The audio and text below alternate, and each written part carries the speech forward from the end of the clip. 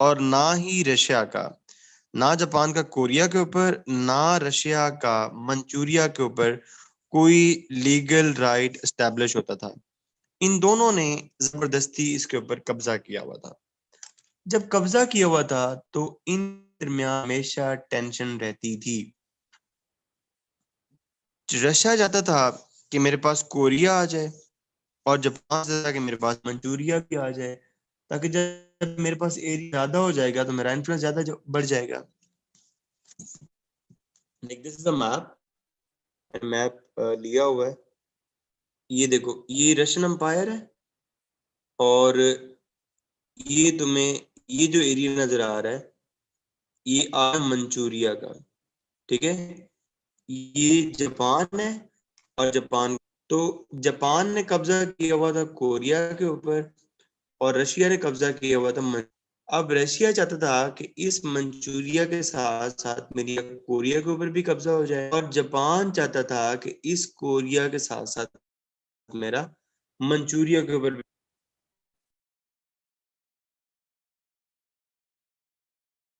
39th parallel line के बाद उन्होंने कहा कि ये जो ऊपर वाला सारा एरिया होगा इसको हम बफर जोन बना देंगे, और ये बफर जोन हम दोनों के दरमियान बैलेंस ऑफ पावर कर देगा, और हमारे पंगे शंगे कुछ कम हो जाएंगे। आई रिपीट, आज के दौर में 38th parallel line north Korea और साउथ कोरिया को डिवाइड करती है।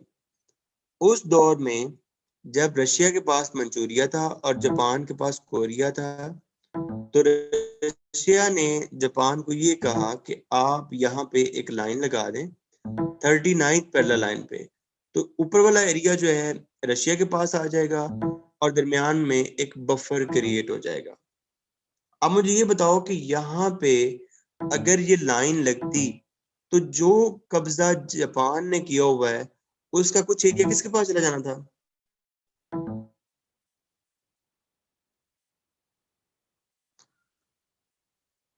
रशिया के पास। Very good. तो रशिया को ये बात पसंद आनी थी, जापान को ये बात पसंद आनी थी? नो। तो जापान ने क्या किया होगा?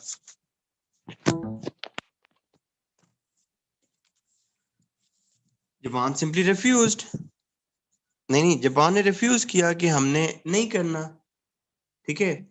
तो जब जापान ने रिफ्यूज किया, जब जापान ने रिफ्यूज किया, Japan refused to give an area to them, तो फिर जाहिर बात है रशिया के अंदर जो लीडर था, रशिया के अंदर जो लीडर था, ठीक है, निकोलस टू के तो मोटिव्स कुछ और थे।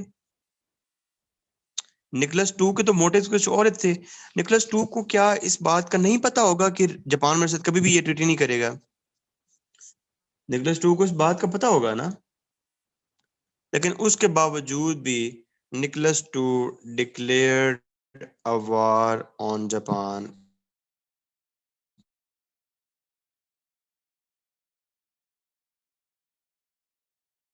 in 1904।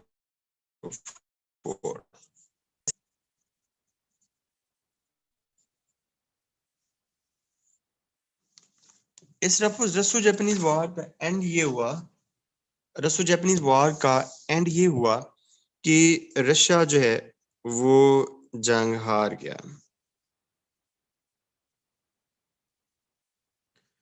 जब रशिया जंग हार गया तो यहाँ पे एक ट्रीटी हुई।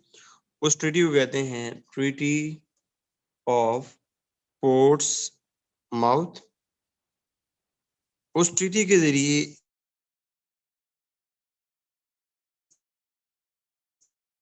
ये करवाने में जो बहुत बड़ा रोल था वो था थियोडोर रूजवेल्ट का।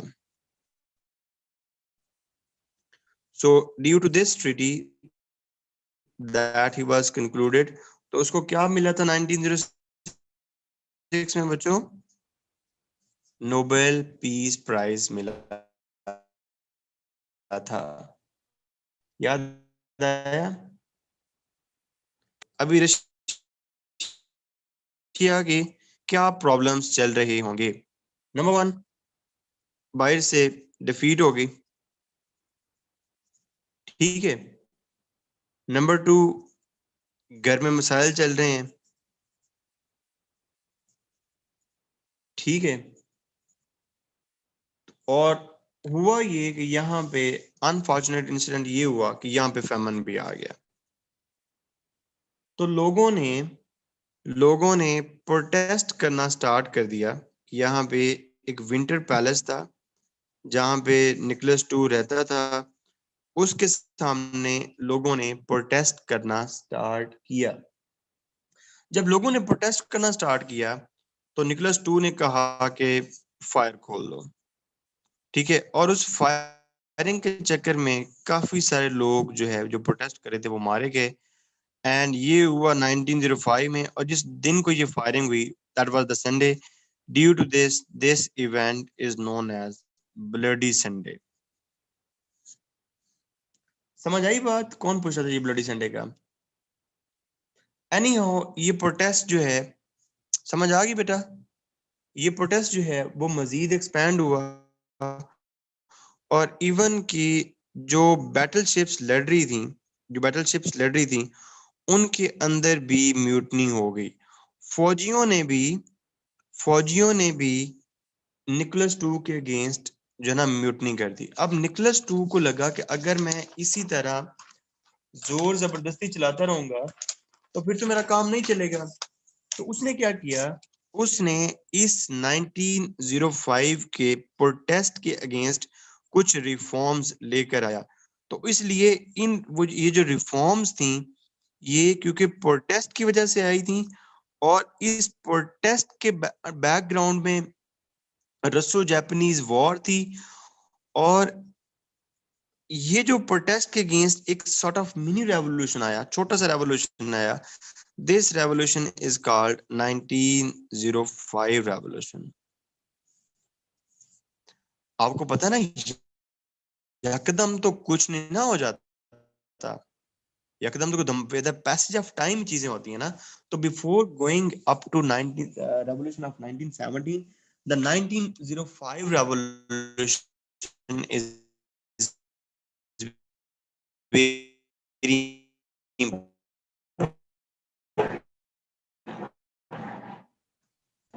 मैं अब इंशाल्लाह वॉर्स भी पढ़ाऊंगा तो बोर नहीं करूंगा इंशाल्लाह। यहाँ तक क्लियर है?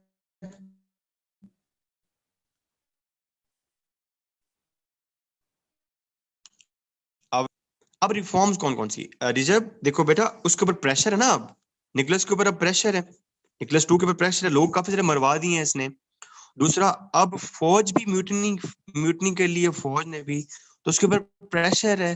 तो जाहिर बात है वो कुछ रिफॉर्म्स तो करवाएगा ना, क्योंकि यहाँ पे जो एजुकेटेड क्लास है, यहाँ पे जो एजुकेटेड क्लास है उसको पता चल रहा है कि यूरोप में क्या हो रहा है।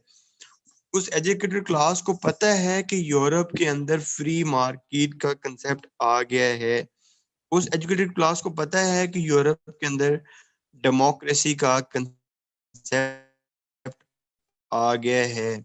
उसको और ये सारी बातें होने लग गई हैं। That's why they protested, and in its response, the Nicholas II brought some reforms. अब निकोलस टू ने जो सबसे बड़ी रिफॉर्म लेकर आया, जो सबसे बड़ी रिफॉर्म्स लेकर आया, the first reform was Duma. पता ना डूमा क्या होती है? बड़ा फेवरेट एमसीक्यू है पीपीएससी वालों का कि व्हाट इज डूमा।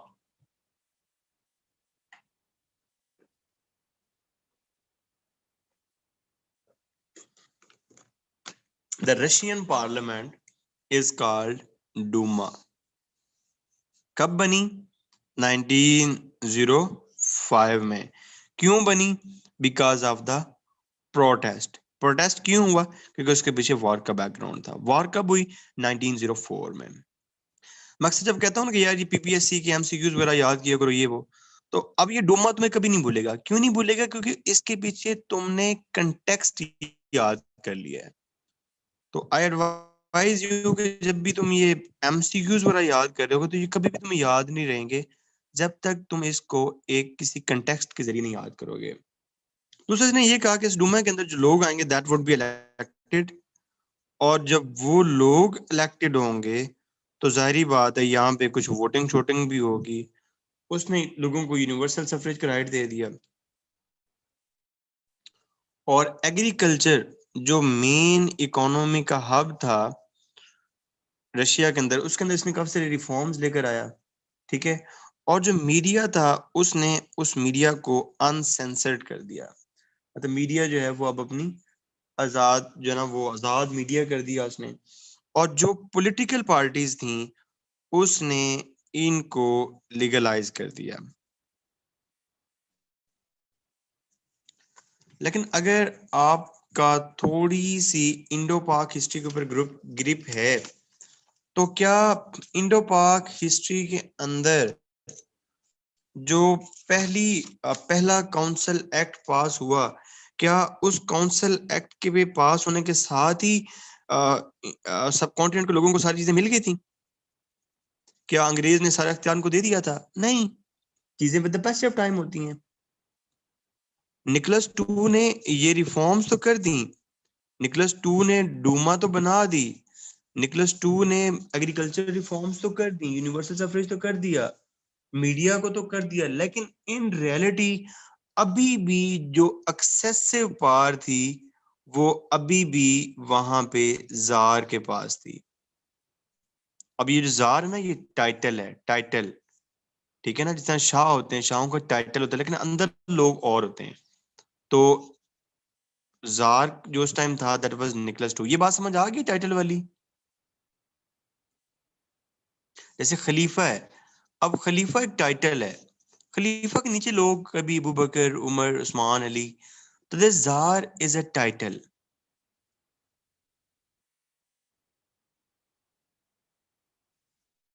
अच्छा, उसके बाद यहाँ पे दूसरा काम ये हुआ, दूसरा काम यहाँ पे ये हुआ कि जो डूमा थी, जी जी होता, डूमा जो थी, देश डूमा, इसके अंदर जितने भी लोग थे वो सारे के सारे एलीट थे, कॉमन को बंदा इसके अंदर था ही नहीं। तीसरी बात, निकोलस टू ने लोगों को कंट्रोल करने के लिए यहाँ पे सीक्रेट पुलिस बना दी। अब जो बंदा भी कोई आवाज उठाता था उसको गायब कर दिया जाता था। ठीक है। और यहाँ पे कोई भी इफेक्टिव पॉलिटिकल फोरम नहीं था कि जहाँ पे लोग अपनी बात कर सकें। तो इस सब की वजह से, इस सब की वजह से लोगों के अंदर, लोगों के अंदर अगेन जो है ना वो गम और गुस्सा डेवलप होने लगा। लोगों के अंदर एक ऐसा ग्रुप डेवलप हुआ, मतलब लोगों के अंदर रेडिकलाइज्ड इंटेलिजेंशिया जो है ना, पढ़े लिखे लोग, उन्होंने सोचना शुरू कर दिया कि इसने तो हमें लॉलीपॉप दिया है, निकोलस टू ने हमें लॉलीपॉप दिया, निकोलस टू ने हमें कुछ किया ही नहीं है।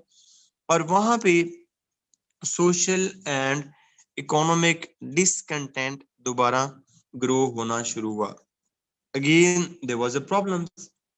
और अब थोड़ा सा इम्पैक्ट ये हुआ कि रशिया के अंदर इंडस्ट्री डेवलप होने लगी।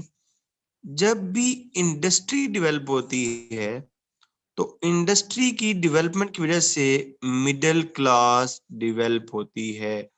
और दुनिया के अंदर जितनी भी तब्दीलियां आई हैं, जो कुछ भी हुआ है वो हमेशा मिडिल क्लास की वजह से हुआ, बिकॉज मिडिल क्लास जो है वही रेवोल्यूशन की, वही डेमोक्रेसी की, वही हर चीज की कस्टोडियन होती है। इंडस्ट्री की डेवलप हुई, मिडिल क्लास डेवलप हुई, और मिडिल क्लास ने अगेन निकोलस टू को क्वेश्चन करना शुरू कर दिया कि ये तुम क्या कर रहे हो। समझ आ रही है? सीन यहाँ पे ये हुआ, सोने पे सुहागा ये हुआ कि 1914 में एक बहुत बड़ा प्रॉब्लम हुआ दुनिया में। कौन सा? That was World war One. और निकोलस टू ने out of no way again diversionary theory पे अप्लाई किया, उसको दोबारा एक अपॉर्चुनिटी मिली, एंड उसने जंग के अंदर घुसने का मंसूबा बना लिया। जब उसने जंग के अंदर घुसने का मंसूबा बनाया तो ना तो इनके पास कोई टेक्नोलॉजी थी, रशिया के पास, ना ही रशिया के पास कोई वेपन था, वेपन की, और ना ही रशिया के पास कोई ट्रेनिंग एकेडमीज थी। सीन ये था कि लोगों को ब्रूम स्टिक्स के साथ ट्रेनिंग करवाई जाती थी फौजियों को, और फौजियों को विदाउट वेपन भेज दिया जाता था, और कहा यह जाता था कि जब तुम्हारा साथ वाला, उसको गोली लगेगी, वो गिर जाएगा, तो फिर तुम उसका वेपन उठा के लड़ना। So due to these policies 1914 से 1916 तक रशिया के 20 लाख बंदे, 80 lakh civilians, oh my God, around 1 crore बंदा, ओ भाई 1 करोड़ मजाक नहीं है। और ये 1914 की बात कर रहे हैं। तो लोगों के अंदर और ज्यादा गुस्सा बढ़ गया, लोग तो पागल हो गए। सोने पे सुहागा ये हुआ कि रशिया किस साइड से लड़ रहा था, अलाइज से या सेंट्रल से? अलाइज से, ठीक है। सेंट्रल पार्ट की तरफ एक कंट्री था, ऑटोमन एम्पायर।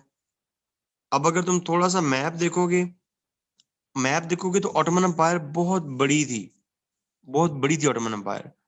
ऑटोमन एम्पायर ने क्या किया, उसने रशिया का ब्लॉकेड कर दिया।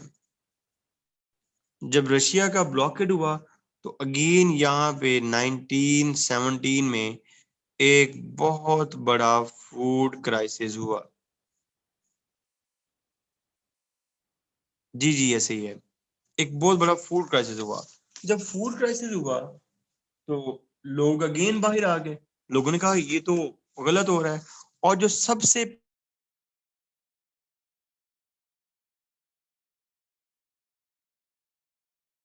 प्रोटेस्ट करना शुरू कर दिया because of the bread shortage. अब रीजन लिखते जाना। देखो, वर्ल्ड वॉर 1 सबसे मेन वजह, number 2 involvement of Russia, number 3 poor weapon जो इनके पास थे, ठीक है। Number 4 food shortage, number 5 Queen Alexandria, oops, out of no way. Sir ये क्या है, व्हाई दिस, कौन बताएगा? क्वीन अलेक्जेंड्रिया निकोलस टू की बेगम थी, ठीक है। निकोलस टू की बेगम थी एंड शी वाज जर्मन। तो लोगों को ये लगता था कि शायद जो अलेक्जेंड्रिया है, she is spying for Germany. Chhathi reason, Nicholas two ने कुछ गलतियां बड़ी की। इसने क्या किया, इसने बजाय सेंटर में बैठ के चीजें ठीक करने के, ये खुद जो है वो वॉर फ्रंट पे चला गया, ठीक है। जब ये वॉर फ्रंट पे चला गया तो चीजें और ज्यादा खराब हो गई, ठीक है। लोगों के अंदर बहुत ज्यादा गुस्सा हुआ क्योंकि जो पीछे ब्यूरोक्रेसी थी दैट वाज इनएफिशिएंट।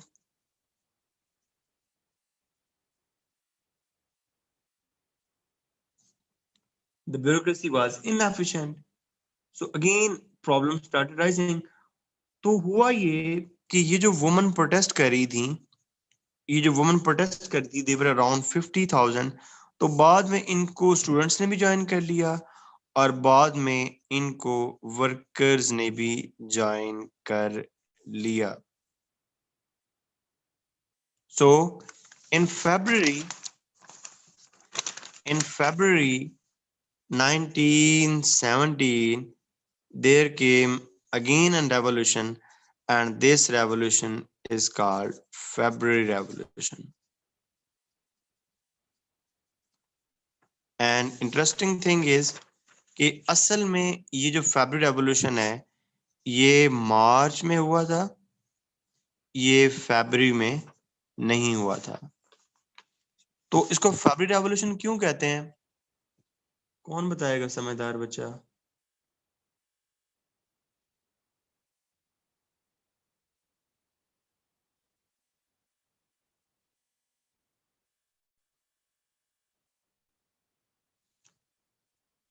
देखो, दो किस्म के कैलेंडर होते हैं।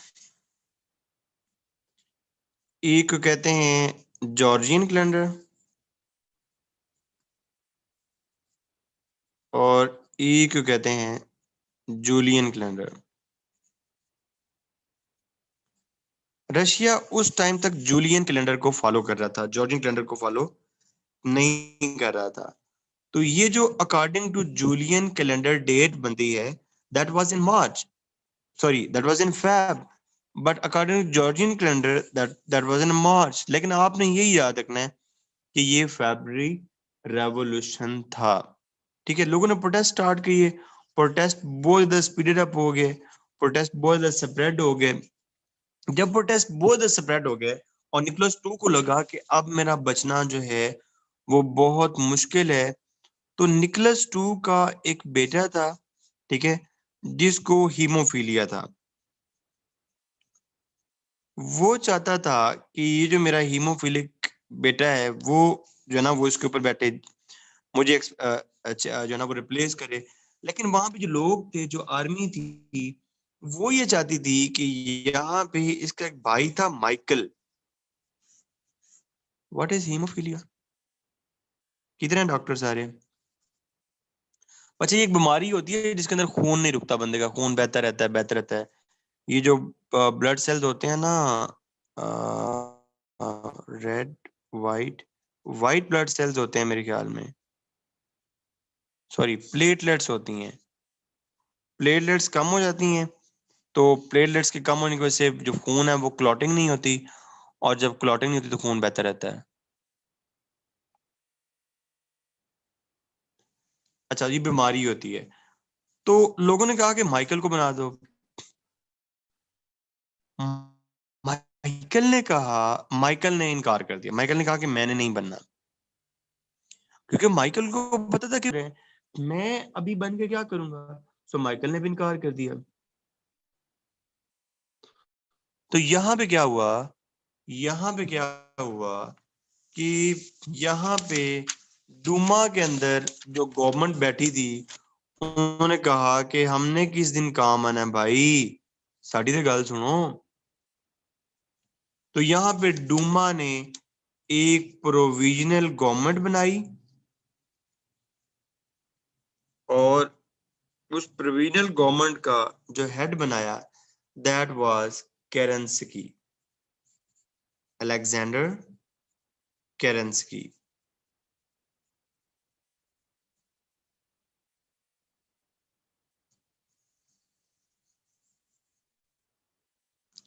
बट बट बट आपने जो रशिया का रेवोल्यूशन सुना होगा, वो क्या सुना होगा? आपने तो बोल्शेविक रेवोल्यूशन सुना है।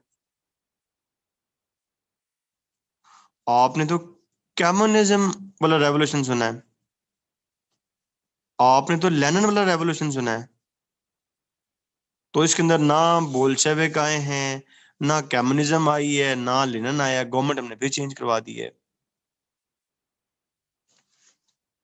तो माय डियर, रशिया के अंदर एक्चुअली दो रेवोल्यूशन आए थे। रशिया के अंदर एक्चुअली दो रेवोल्यूशन आए थे। First revolution is called Feb revolution, and the second revolution is called October revolution. तुम लोगों को फैब रेवोल्यूशन तक कहानी क्लियर हो गई है? हाँ, ओके। अब फैब रेवोल्यूशन में असल में क्या हुआ है? फैब फैब रेवोल्यूशन असल में क्या हुआ है? फैब रेवोल्यूशन में फैब रेवोल्यूशन में क्या हुआ है कि रोमनोव डायनेस्टी से रोमनोव डायनेस्टी, चलिए ये आखिरी बात समझ आ गई तो सारी बात समझ आ जाएगी। रोमनोव डायनेस्टी से गवर्नमेंट किसके पास आ गई है?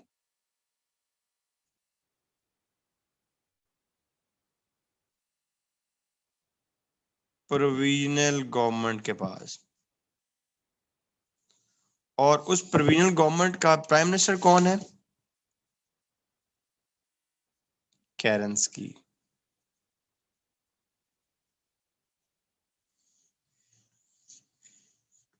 क्लियर?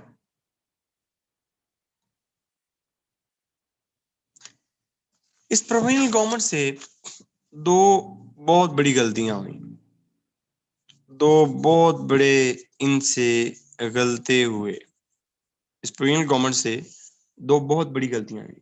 नंबर वन, एक इन्होंने वहां पे फौरन कोई इलेक्शन नहीं करवाया, ठीक है। दूसरा, इन्होंने यहाँ पे रशिया को वॉर से विदड्रॉ नहीं करवाया। People were again very angry. People were again very angry. तो लोगों ने इस ये जो गवर्नमेंट थी, प्रोविजनल गवर्नमेंट, इस गवर्नमेंट के अगेंस्ट प्रोटेस्ट करना शुरू कर दिए। और अब जो प्रोटेस्ट हो रहे थे वो कर रहे थे बोल्शेविक्स। प्रोविंशियल गवर्नमेंट के अगेंस्ट अब जो लोग प्रोटेस्ट कर रहे थे, दे वर बोल्शेविक्स। तो जैसे गवर्नमेंट करती है, गवर्नमेंट ने इन बोल्शेविक्स को मारना शुरू कर दिया, इनको गायब करना शुरू कर दिया, इनको जो है ना वो पकड़ना तकड़ना शुरू कर दिया। जितने भी लीडर्स थे सारे के सारे अरेस्ट हो गए, ठीक है। और इसके अंदर इनका जो बहुत बड़ा लीडर था लेनिन को भागना पड़ गया फिनलैंड में।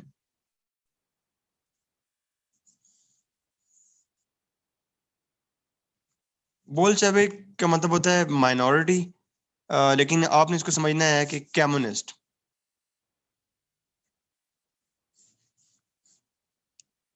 जो कम्युनिस्ट वाले थे दे वर नोन एज बोल्शेविक, जिसके अंदर लेनिन, ट्रोट्स्काय और ये सारे लोग थे। बस इसका लफ्जी मतलब होता है माइनॉरिटी। अच्छा, अभी यहां तक क्या बात समझे तुम लोग? यहां तक क्या समझ आई है? किस फेज तक पहुंचे हम? हमने देखा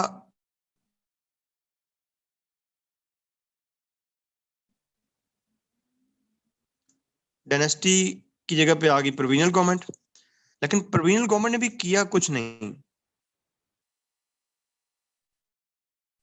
निकलस टू उधर ही तैमूर था, उधर ही, लेकिन मतलब रूल नहीं कर रहा था। डायनेस्टी खत्म हो चुकी थी, रोमानोव डायनेस्टी खत्म हो चुकी थी, था उधर लेकिन रूल नहीं कर रहा था।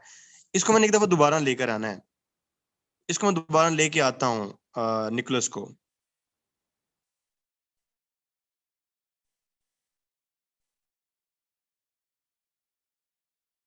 काम शुरू कर दिए, ठीक है।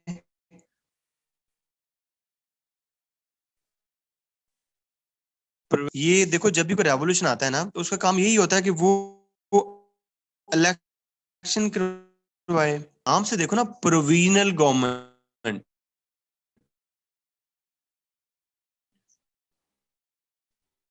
प्रोविजनल सेटलमेंट थी कि जो लोग उस टाइम डूमा में मौजूद थे उन्होंने ही पकड़ के गवर्नमेंट बना दी, इलेक्शन नहीं करवाया। तो जो पहला काम करना चाहिए था वो उनको इलेक्शन करवाना चाहिए था। समझ आई बात? दूसरा काम, ये लोग वर्ल्ड वॉर वन के बहुत अगेंस्ट थे। लोग चाहते थे इस वॉर से रशिया को निकाल लें, इन्होंने रशिया को वॉर से निकाला ही नहीं। तो these were two blunders that were made by the provisional government. तो प्रोविजनल गवर्नमेंट के अगेंस्ट बोल्शेविक ने प्रोटेस्ट करना शुरू कर दिया, तो उन्होंने बोल्शेविक को मरवाना शुरू कर दिया। जो सबसे बड़ा बोल्शेविक था लेनिन, उसको भागना पड़ गया फिनलैंड में। क्लियर? ठीक हो गया। अब सीन क्या हुआ? हालात प्रोविंशियल गवर्नमेंट ने मैनेज कर लिए, हालात ठीक चल रहे थे, तो यहाँ पे भूटान आ गया। भूटान ने कहा मेरा हिस्सा। उन्होंने कहा तुम कौन हो? उसका मैं भी स्टेक होल्डर हूँ। भूटान समझ रहे हो ना? क्या होता है भूटान? Russian army, Russian army came in, Russian army came in. Russian army ने कू करने की कोशिश की। रशियन आर्मी ने कहा कि इन्होंने तो रशिया को खराब कर दिया है, बेड़ा गर्क कर दिया है, हम इस मुल्क के सही जो है ना वो सपूत हैं और हम कू करके प्रोविंशियल गवर्नमेंट को चेंज कर देते हैं। ठीक है, और जब भी कू होता है, कू से बचने के लिए सबसे अच्छी स्ट्रेटजी जो सिविल गवर्नमेंट होती है उसके पास क्या होनी चाहिए? फर्ज कर लो कि पाकिस्तान में कू होता है, तो पाकिस्तान गवर्नमेंट की सबसे अच्छी स्ट्रेटजी क्या होनी चाहिए? कि अपोजिशन को भी साथ मिला ले और मिल के उसके अगेंस्ट जो है ना वो प्रोटेस्ट करें, मिल के उसके अगेंस्ट प्रोटेस्ट करें। तो प्रोविंशियल गवर्नमेंट की अपोजिशन क्या थी? बोल्शेविक। बोल्शेविक के पास पूरी यहाँ पे एक आर्मी थी, क्योंकि ये मलेशिया था जिसको रेड आर्मी कहते हैं। तो प्रोविंशियल गवर्नमेंट ने रेड आर्मी से हेल्प मांगी, तो provincial government plus red army ने मिल के इस कू को हैंडल किया। यहां तक बात क्लियर है? अब अगला तुम खुद सोचो, अगला मसला क्या होगा? What should be the next issue? What should be the next problem? नहीं बतूल, मैं बताता हूँ वो भी बात, आप आगे चले गए हो। Very good, power seeking. Power seeking, because red army ने बोल्शेविक ने कू तो कंट्रोल कर लिया, लेकिन बाद में उन्होंने पेट्रोग्राड को छोड़ा ही नहीं।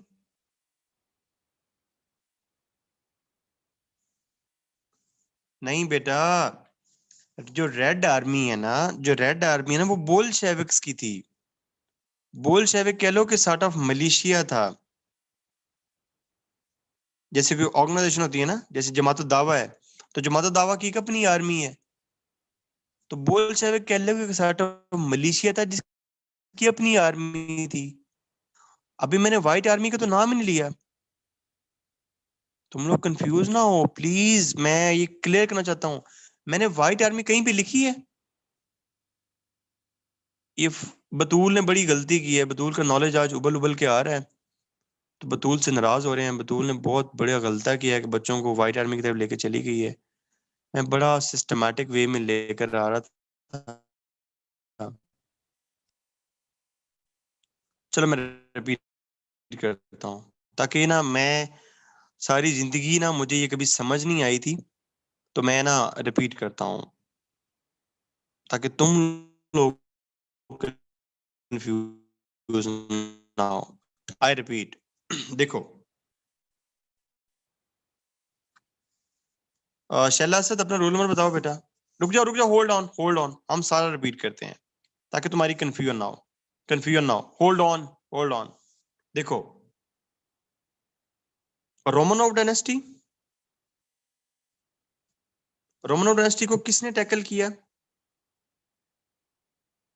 प्रोविंशियल गवर्नमेंट ने, प्रोविजनल गवर्नमेंट ने।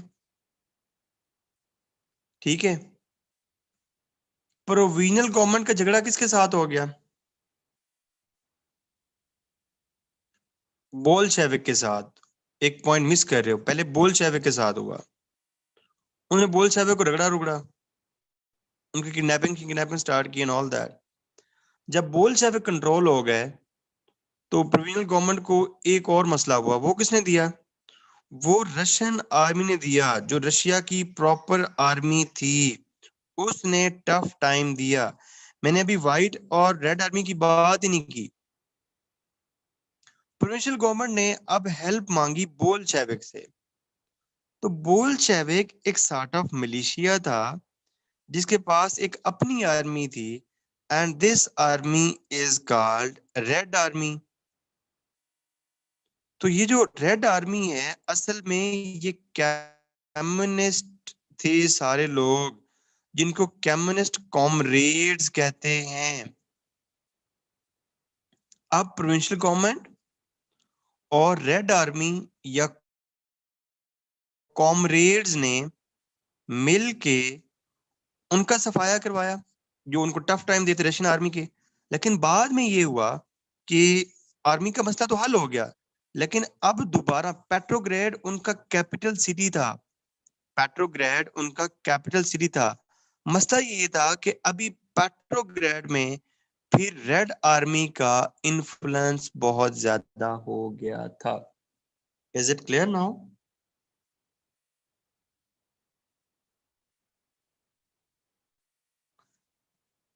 And time is August.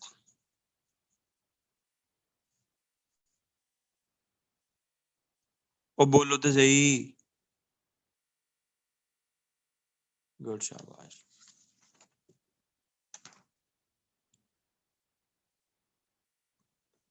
Red army का बेटा, रेड आर्मी का पेट्रोग्रेड 2 दफा तो बता दिया है, कैपिटल सिटी था, कैपिटल सिटी रशिया का। जो उस टाइम सिटी था, that was the capital city. बेटा हम 1917 पढ़ रहे हैं, जिस साल रेवोल्यूशन आया वही साल हम पढ़ रहे हैं। अभी पहले तो बताया है कि 1 फेब रेवोल्यूशन था, 1 अक्टूबर रेवोल्यूशन था, तो मैंने साल तो एक ही रखा है ना। ये भी 1917 है, ये भी 1917 है। तुम लोगों ने पी हुई है कि जेब में रखी हुई है? किधर हो?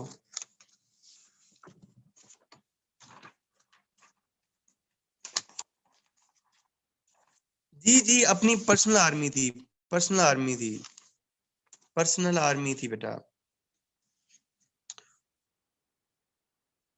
अच्छा, अब क्या हुआ? अब ये हुआ अब ये हुआ कि रेड आर्मी या बोल्शेविक्स का यहाँ पे इन्फ्लुएंस ज्यादा होने लग गया और प्रोविंशियल गवर्नमेंट का इन्फ्लुएंस कम होने लग गया। लिनन साहब वापस आ गए। Linen came back. लिनन ने यहाँ पे अपनी फेमस स्पीचेस की और लिनन ने ये कहा कि मैं जनाब अल्लाह एक ऐसा तुम लोगों के लिए निज़ाम लेकर आऊंगा जिसको कहते हैं कम्युनिज्म, जिसके पास बहारें लग जाएंगी। और इसने अपनी स्पेशल काउंसिल थी, इसकी स्पेशल काउंसिल्स थी, जिसको सोवियट्स कहते हैं। सोवियट्स ऑल ओवर रशिया फैल गए और उन्होंने लोगों को कहा कि it is the time for another revolution, हम इलेक्शन भी करवाएंगे। और इन्हें कहा कि जो वॉर होती है, वॉर तो होती है, वॉर इज अ बुर्जुआ अफेयर। जंग तो अमीर बंदे का काम है, और अमीर बंदे के काम में गरीब बंदा तो हमेशा जो है ना, वो एज ए कैनन फूड इस्तेमाल होता है, बारूद के तौर पे इस्तेमाल होता है। गरीब बंदे का तो जंग में कोई लेना देना नहीं है। उन्होंने कहा let's support us and we will bring a change. So इनकी हेल्प इनकी हेल्प के साथ there came another revolution. There came another revolution. This is called October Revolution, and this happened on 24 and 25th of October when Bolsheviks, the communists, took a control of Russia. And this another revolution is called October Revolution. Okay, 1917, Russia came out of war. Russia came out of war. ठीक है जी जी, ये भी Julian calendar वाली है। ये भी अक्टूबर वाला भी असल में कब हुआ था? असल में ये भी नवंबर में हुआ था। अभी भी जूलियन कैलेंडर ही चल रहा है।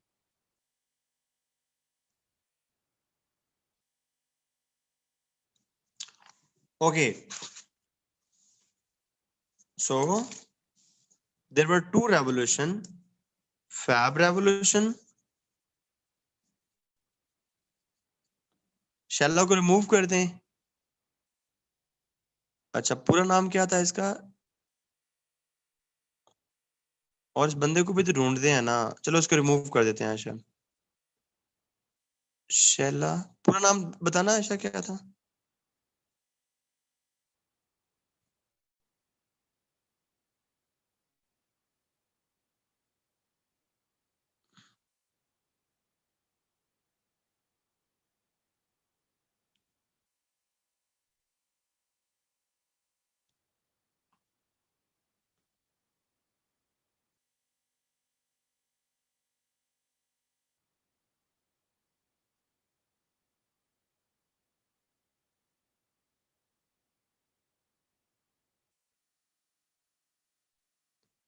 Okay, thank you. Shaila Asad, तो ये असद की कुछ लगती है, असद ने शेयर किया होगा फिर लिंक। है असद, तुमसे तो ये उम्मीद नहीं थी।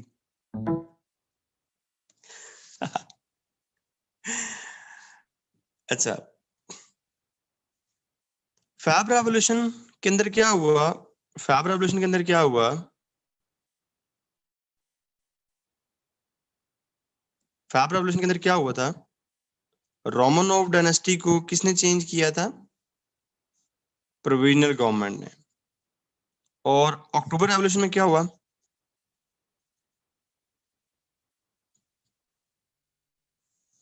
अक्टूबर रेवोल्यूशन में क्या हुआ? प्रोविंशियल गवर्नमेंट को किसने चेंज किया? बोल्शेविक्स ने। लेकिन ना कहानी यहाँ पे खत्म नहीं होती, कहानी यहाँ पे खत्म नहीं होती। अब असल में रशिया के अंदर, यूएसएसआर के अंदर आ गया था कम्युनिज्म। जब कम्युनिज्म आया तो पूरा जो वेस्टर्न ब्लॉक है, पूरा जो वेस्टर्न ब्लॉक है, यूएसए, यूके, फ्रांस, दे वर अफ्रेड। क्योंकि जैसे ही ये कम्युनिज्म आया तो इन्होंने एक कमेटी बनाई। This committee is called common common common Tom, let me confirm.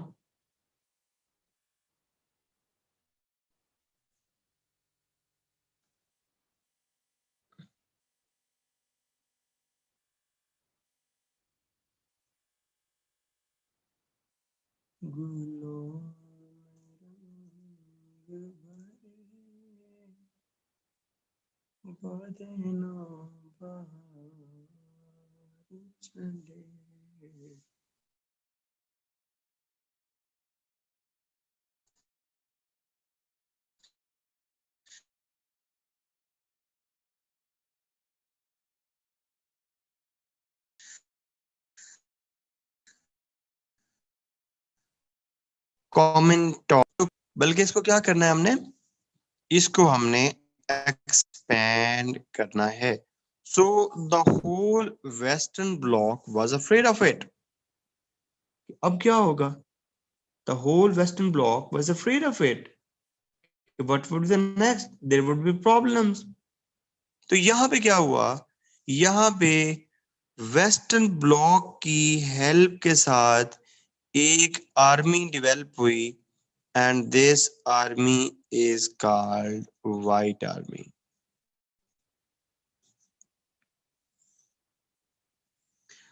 खुदा के साथ मुझे इतनी आज खुशी हो रही है ना कि तुम्हें ये रशियन रेवोल्यूशन क्लियर हो जाएगा तो मेरे दिल को सुकून आ जाएगा। अब इसके अंदर कौन था? इसके अंदर कौन था? इसके अंदर निकोलस टू था। और इसके अंदर वो सारे लोग थे जो चाहते थे कि मोनार्की को दोबारा आना चाहिए। जी समिया।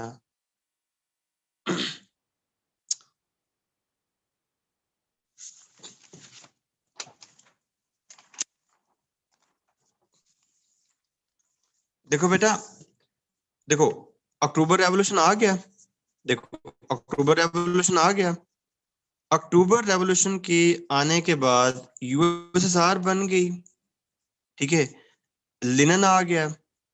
अब इन्होंने कहा कि ये जो हमने कम्युनिज्म ले आए हैं, ये कम्युनिज्म हमने सिर्फ यूएसएसआर तक नहीं रखनी, इसको हमने थ्रू कॉमेंटॉन कमेटी के जरिए पूरी दुनिया में फैलाना है।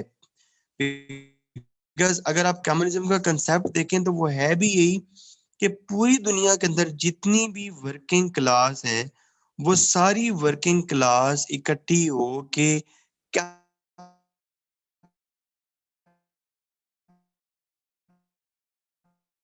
कैपिटलिस्ट क्लास के अगेंस्ट खड़ी हो जाए।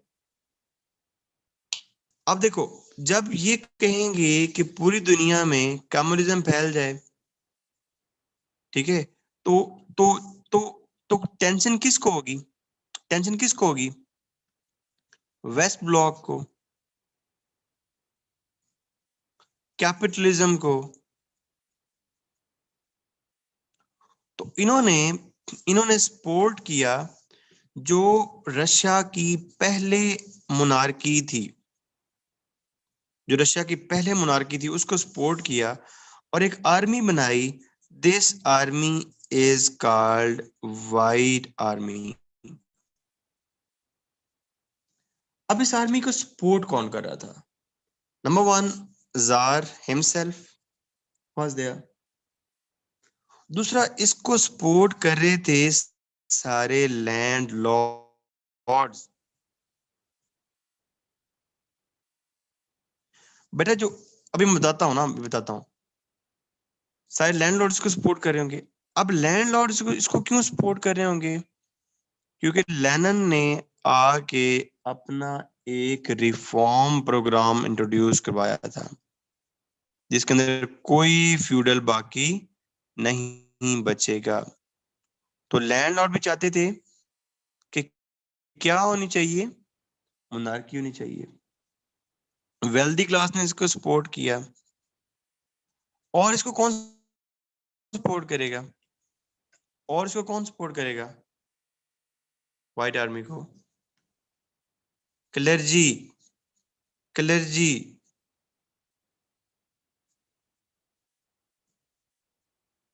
क्लर्जी क्यों सपोर्ट करेगी भला?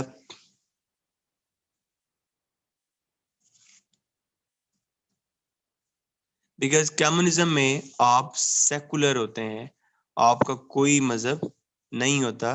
बिकॉज वो कहते हैं कि मजहब जो है वो ओपियम होती है, बस वो गरीब लोगों को लूटने का एक बहाना होता है बस, और कुछ भी नहीं होता। समझ आई बात?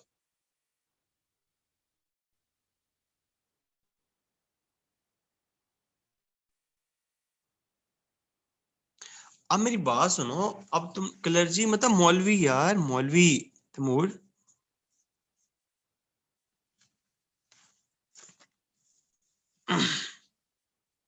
अब मेरी बात सुनो। देखो, रशियन आर्मी को तुम क्यों कंफ्यूज कर रहे हो? रशियन आर्मी तो मर्ज होगी ना इसमें, रेड आर्मी में। रशियन आर्मी तो रेड आर्मी में मर्ज हो गई। बिकॉज रशियन आर्मी तो स्टेट आर्मी थी। और इस टाइम स्टेट कौन है? कम्युनिज्म। स्टेट कम्युनिज्म है। So on one side there was a Red Army, that was State Army, that was Communist Army, and on the other side there was capitalist, monarch, wealthy, white army। और इनके दरमियान एक civil war start हुई। जी,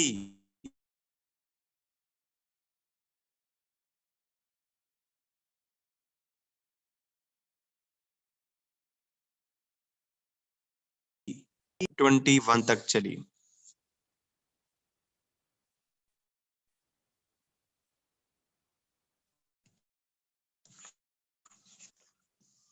cold war का नाम सुना है?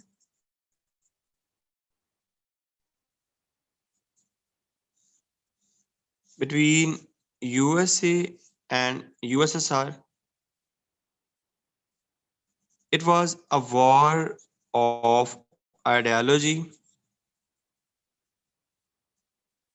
between communism and capitalism. लोग कहते हैं कि ये जो आइडियोलॉजी की जंग थी, ये जो आइडियोलॉजी की वॉर थी, लोग कहते हैं कि ये स्टार्ट हुई 1945 में, जब वर्ल्ड वॉर 2 एंड हुई। लेकिन मैंने तुम्हारी अब बेस डेवलप कर दी है, बेस डेवलप की है मैं तुम्हारी। आज के बाद जब भी लिखना है तुमने, कोल्ड वॉर कब स्टार्ट हुई? in 1917. The day White Army, the day White Army was supported by the Western Bloc against the Red Army, the Cold War started. और मजा आया है, तारीफ ही नहीं करते यार तुम लोग। कौन पढ़ाएगा तुम्हें इतनी डीप जाके? सुभान अल्लाह।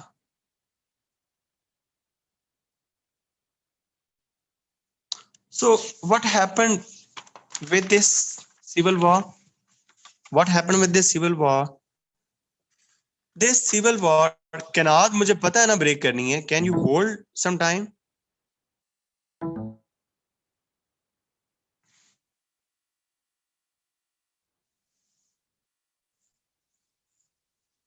Civil war from 1917 to 1921. In 1921, civil war ended. In 1921, civil war ended. और जब सिविल वॉर एंड हुई तो व्हाइट आर्मी लॉस्ट और यहाँ पे रूल आ गया रेड आर्मी का। मतलब यहाँ पे रूल आ गया किसका? कम्युनिज्म का।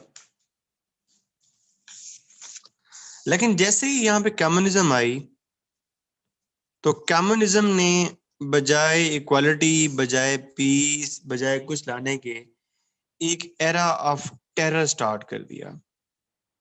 और मैं यहाँ पे तुम्हें एक जोक सुनाता हूँ, उस जोक से तुम्हें ये सारी कहानी समझ आ जाएगी। कहते लिनन पार्लियामेंट में था, लिनन ने अपनी सारी बात की, ठीक है, और लिनन ने एंड पे पूछा कि किसी का कोई सवाल है। तो एक बंदे ने उठ के सवाल पूछा कि सर मीडिया जो है वो फ्री क्यों नहीं हो रहा? तो लिनन ने कहा ठीक है, हम इसको देखेंगे और तुम्हारा जो सवाल है ना वो नेक्स्ट टाइम तक एड्रेस हो जाएगा। नेक्स्ट टाइम मीटिंग हुई, लिनन ने मीटिंग चेयर की, लिनन ने मीटिंग एंड की, लिनन ने कहा कोई सवाल है? तो एक बंदा खड़ा हुआ, उसने कहा सर मेरा एक सवाल है। उसने कहा क्या सवाल है? उसने कहा जो जिस बंदे ने लास्ट टाइम सवाल पूछा था वो बंदा किधर है?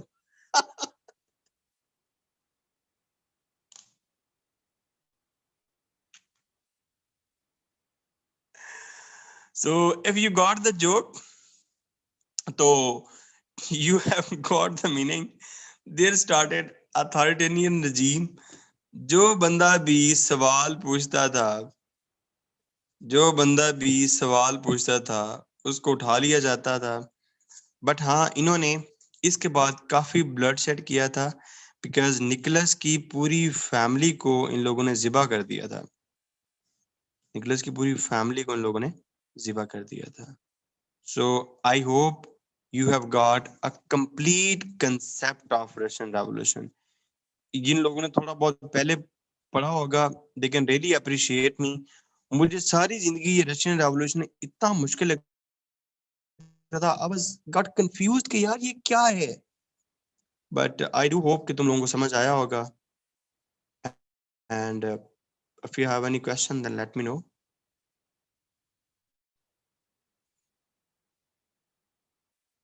So it's 10:14. Take a break up to 10:35. अच्छा यार, roll number 1, roll number 2, roll number 3 ना किसका है? मैं उनसे बात करना चाहता हूँ। I want to talk to them.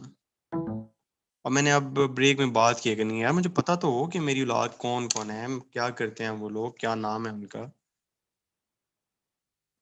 So they don't leave the class, but the rest of you can leave the class. Who is roll number 1? वो आपके एज इन तो टॉपिक में नहीं लिखा हुआ, वो आपके कोर्स में तो नहीं है, लेकिन जब तक आपको वो टॉपिक ना समझ आए, आपको वर्ल्ड वॉर 2 समझ नहीं आ सकती. And that topic is great depression. जब मैंने तुम लोगों को यूएस हिस्ट्री पढ़ाई थी तो मैंने आपको ये great depression with the reference of US history पढ़ाया था.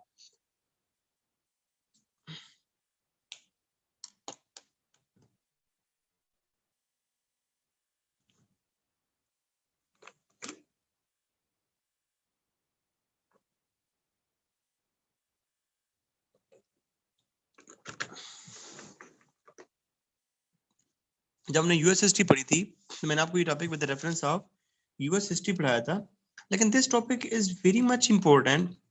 जिस तरह मैं कहता हूँ कि जब तक आपको बैकग्राउंड क्लियर नहीं होगा, आपको कुछ भी क्लियर नहीं होगा. तो जब तक आपको ये क्लियर नहीं होगा, यहाँ पे ग्रेट डिप्रेशन क्लियर नहीं होगा, आपको वर्ल्ड वॉर 2, आपको फैशिज्म, आपको नाजिज्म, इसकी भी समझ नहीं आ सकती. तो हम इसको स्टार्ट करते हैं ग्रेट डिप्रेशन को. पहले हम देखते हैं ग्रेट डिप्रेशन क्यों हुआ. What were the causes of this great depression. आपने एक बात देखनी है कि वर्ल्ड वॉर 1 के बाद जो यूरोप था वो बुरे तरीके से कोलैप्स हो चुका था. ठीक है, यूरोपियन इंडस्ट्री, लोग, एवरीथिंग वाज कोलैप्स्ड. जबकि जो यूएसए था, USA was doing good at this time. तो USA was helping Europe with aid. ठीक है, अब हुआ ये कि after the war USA was helping the Europe. अब जब इसकी हेल्प कर रहा था तो यूएस की इंडस्ट्री, यूएस का इंफ्रास्ट्रक्चर और इस सब कुछ में बहुत ज्यादा बूम आ गया था. अगर आप ये देखें कि अगर आप 1910 से 20, 1920 से 30 एंड 1930 से 40, अगर ये वाला पीरियड देखते हैं, इसमें आपको वर्ल्ड वॉर 1 मिलती है. ये वाला पीरियड देखते हैं, इसमें आपको वर्ल्ड वॉर 2 मिलती है. लेकिन जब आप ये 20s देखते हैं ना, ये 20s देखते हैं ना, इसको कहते हैं रोरिंग 20s. क्योंकि इनिशियली इन 20s में अमेरिका बहुत शदीद जो है ना रफ्तार से तरक्की कर रहा था. America was going very much ahead. इसके स्टॉक एक्सचेंज, इसकी जीडीपी, इसका employment, everything was going great.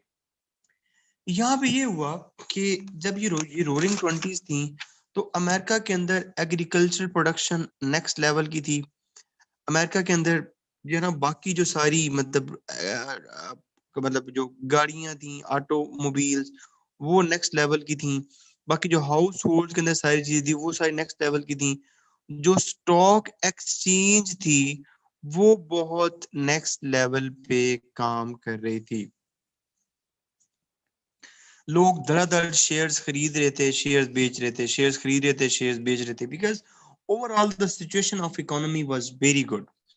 और यूएसए साथ में यूरोप की भी हेल्प कर रहा था, और यूरोप की हेल्प में जर्मनी की भी हेल्प कर रहा है, और बाकी यूरोपियन कंट्रीज की भी हेल्प कर रहा है. So everything was going very perfect. मसला यहाँ से स्टार्ट हुआ अगस्त 1929 से. यहाँ पे इशू स्टार्ट हुआ. इशू यहाँ पे ये स्टार्ट हुआ कि यहाँ पे जो इकोनॉमी है उसके अंदर थोड़ा बहुत क्रैश आना लगा.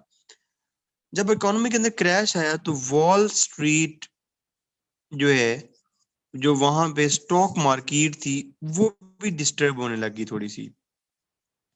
जब स्टॉक मार्केट डिस्टर्ब हुई तो लोग डरने लगे. लोगों ने बजाय वो शेयर्स खरीदने के, लोगों ने वो शेयर्स वापस बेचने शुरू कर दिए. क्योंकि उनको लगता था कि अगर आज ये शेयर 110 रुपए का है कल ये 90 रुपए का हो जाएगा, तो बजाय मैं इसको किसी और बंदे को बेचूं, कोई और बंदा तो इसको खरीदेगा ही नहीं. तो उन्होंने शेयर्स को वापस बेचना शुरू कर दिया. और इवन के एक दिन आया, उसको कहते हैं ब्लैक थर्सडे. ये आया 24 अक्टूबर को. और एक आया ब्लैक ट्यूसडे, ये आया 29 अक्टूबर को। इसके अंदर जो स्टॉक मार्केट है वो बुरे तरीके से क्रैश हो गई, क्योंकि लोगों ने अपने मिलियंस ऑफ शेयर्स जो थे ना वो वापस बेचने शुरू कर दिए। जब यूएस के अंदर ये सीन हुआ, स्टॉक मार्केट क्रैश हुई, तो गवर्नमेंट ने एक बहुत बड़ा ब्लंडर मारा यहाँ पे। गवर्नमेंट ने क्या किया, गवर्नमेंट ने जो इंटरेस्ट रेट था वो बढ़ा दिया। गवर्नमेंट ने इंटरेस्ट रेट बढ़ा दिया। गवर्नमेंट ने इंटरेस्ट रेट 5 से कर दिया 6%। अब एक बात तुमने याद रखनी है, जब भी इंटरेस्ट रेट कम होता है तो इन्वेस्टमेंट क्या होती है, ज्यादा होती है। और जब इंटरेस्ट रेट ज्यादा होता है तो सेविंग ज्यादा होती है। लोग, जब इंटरेस्ट रेट ज्यादा होगा तो लोग बैंकों में पैसे ज्यादा जमा करवाते हैं। जब इंटरेस्ट रेट ज्यादा होगा तो लोग बैंकों में पैसे ज्यादा जमा करवाएंगे ताकि ज्यादा उनको इंटरेस्ट मिलेगा। ठीक है। और यहाँ पे जब इंटरेस्ट रेट कम होता है तो लोग इन्वेस्टमेंट ज्यादा करते हैं। अब सीन ये हुआ कि लोगों ने मार्केट से पैसे निकाल के इधर सेविंग शेविंग करना शुरू कर दिया, ऑल दैट। और यहाँ पे यूके ने भी यही काम किया। यूके ने भी इंटरेस्ट रेट जो है ना वो ज्यादा कर दिया, तो वो सारे पैसे जो यूएस में थे, लोग उसको यूएस से निकाल के कहाँ पे इन्वेस्ट करना शुरू कर देंगे, लोग उसको यूके में इन्वेस्ट करना स्टार्ट कर देंगे। और जो दूसरा बड़ा काम हुआ वो इंटरेस्ट रेट ज्यादा है ना, इंटरेस्ट रेट ज्यादा है ना।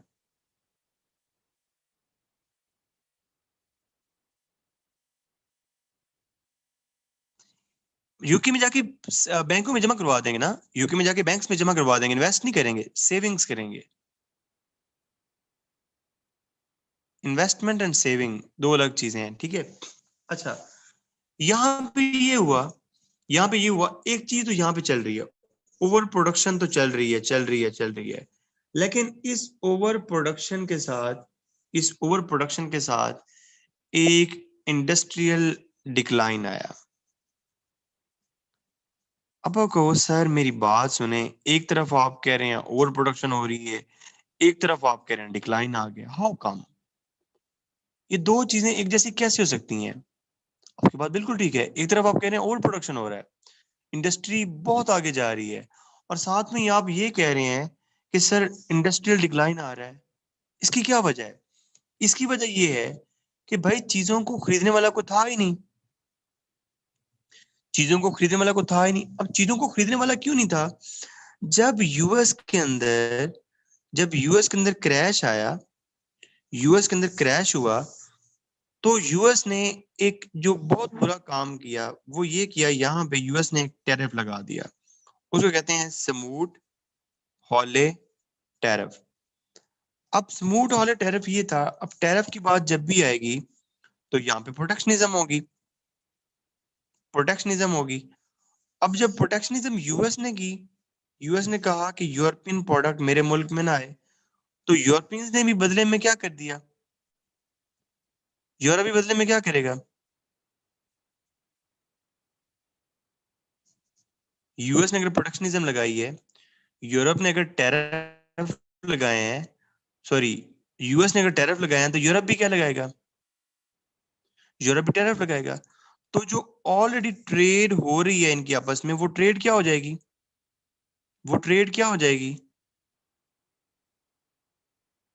स्टॉप हो जाएगी, रिड्यूस हो जाएगी। ठीक है। अब उस बात की तरफ आओ कि चीजें ज्यादा प्रोड्यूस तो हो रही हैं चीजें ज्यादा प्रोड्यूस तो हो रही हैं, लेकिन वो चीजें बेचनी किसको है?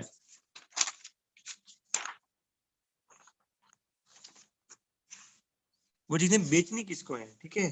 तो यहाँ पे उनको कोई खरीदने वाला था नहीं।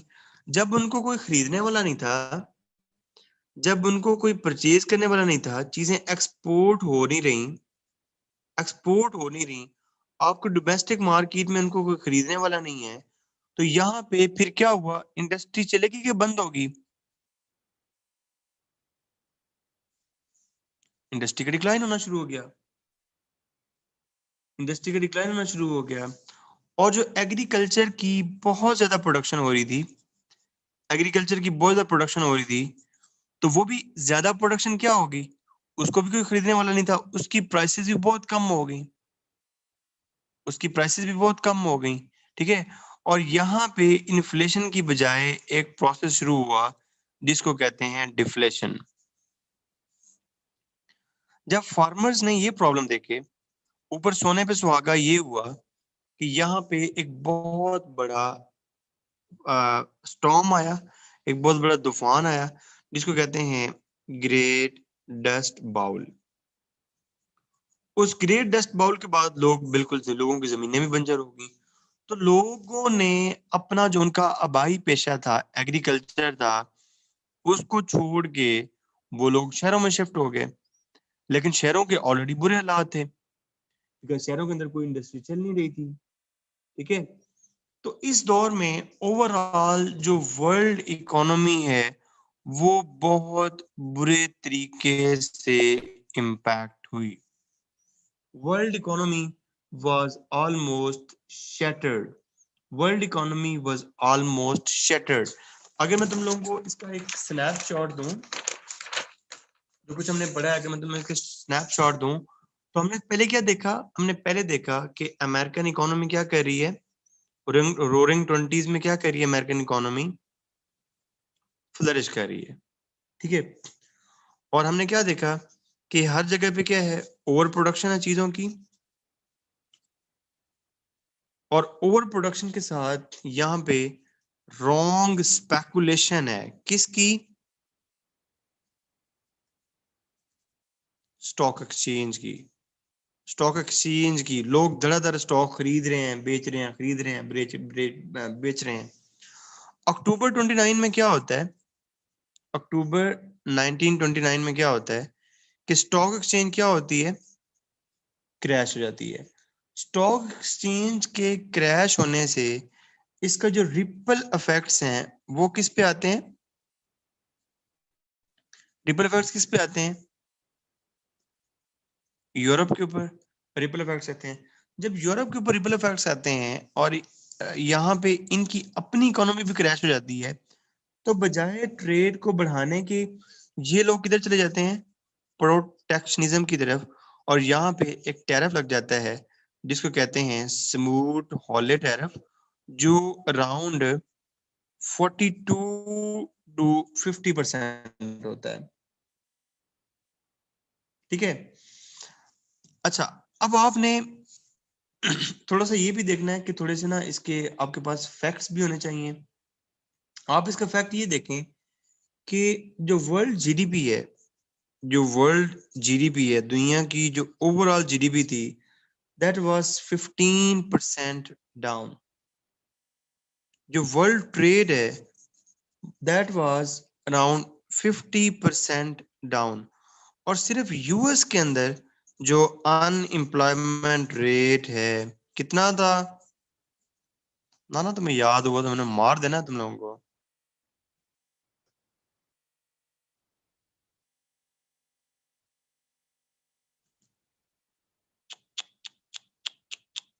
21 पढ़ाया था,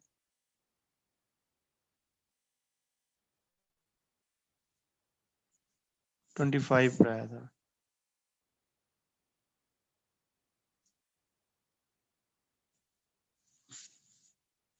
ठीक है, मतलब हर चार में से एक बंदा जो है वो फारिग था, हर चार में से एक बंदा जो है वो फारिग था। ठीक है,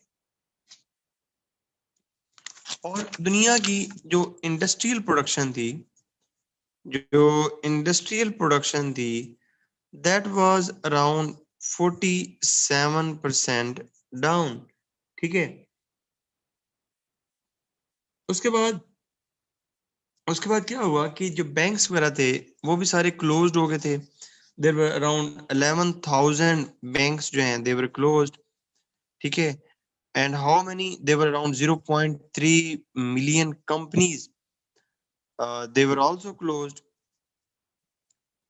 अच्छा, वहां तो आपने देखा था ना कोई और चीज ना, तो यहाँ पे ना मैं कुछ और तुम्हें बताना चाहता हूँ। यहाँ पे आपने ये देखना है कि इस डिप्रेशन का आपने सिर्फ यूएस के ऊपर नहीं देखना। अब आप ये देखो कि इस डिप्रेशन का यूरोप के ऊपर क्या इम्पैक्ट पड़ा होगा।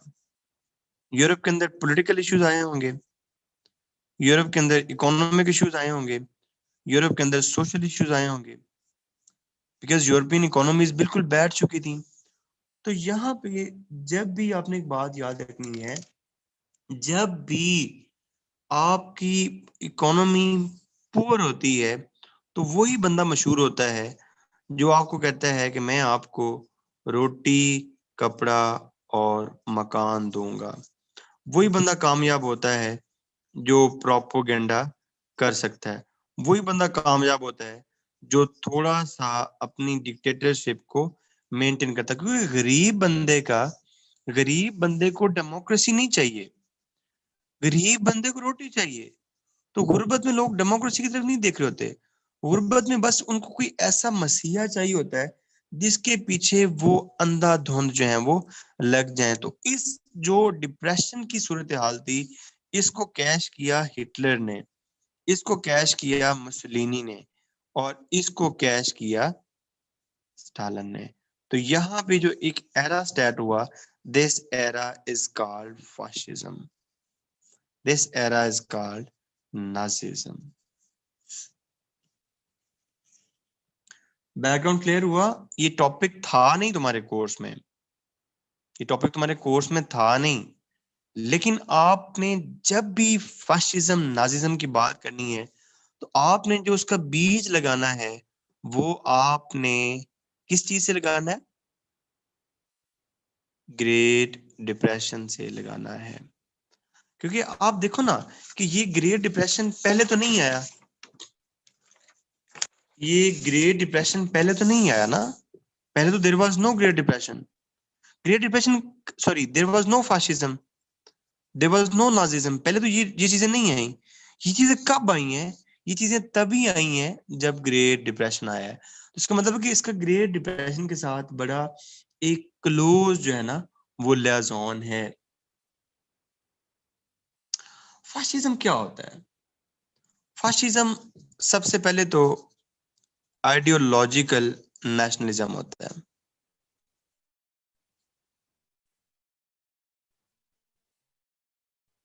अब देखो ये अपने आईआर के जॉर्गन समझा दो। आइडियोलॉजिकल नेशनलिज्म क्या होता है? Ideological nationalism, we are the Aryans, we are the supreme, we are the authoritative. ठीक है, उसके बाद वो कहते हैं कि एक स्ट्रॉन्ग किस्म की अथॉरिटेरियन लीडरशिप हो,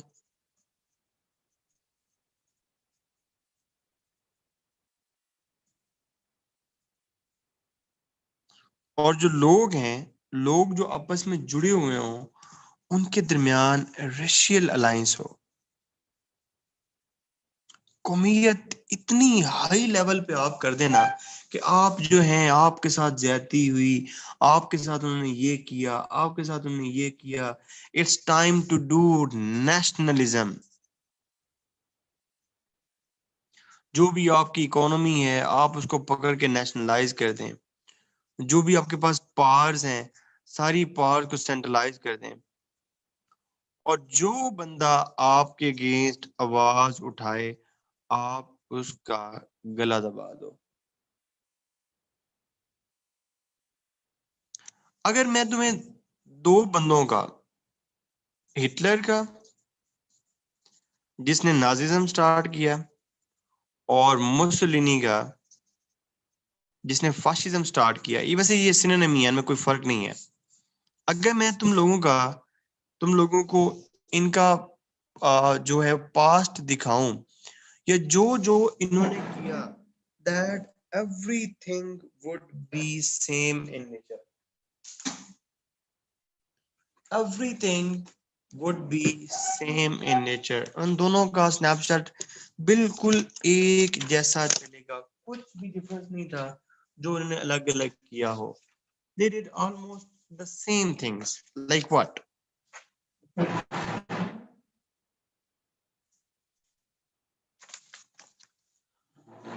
Number one, दोनों ने वर्ल्ड वॉर वन में पार्टिसिपेट किया था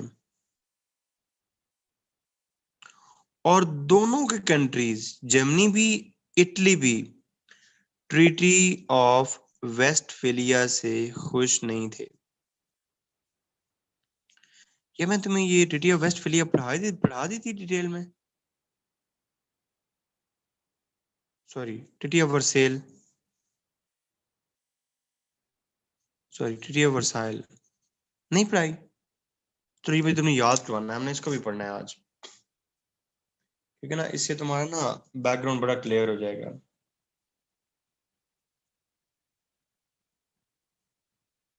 अभी ये जब मैं खत्म करने लगूँ ना, तो मुझे तुम बताना ना कि मैं इसके बाद हम ये ट्रीटी ऑफ वर्सेल में ना थोड़ा सा इसका आइडिया देता हूँ कि ये थी क्या, इसके इसके इसके अगेंस्ट. मतलब मैं तुम्हें ये बता देता हूँ कि ये ट्रीटी ऑफ वर्सेल ही वर्ल्ड वॉर टू की मेन वजह थी.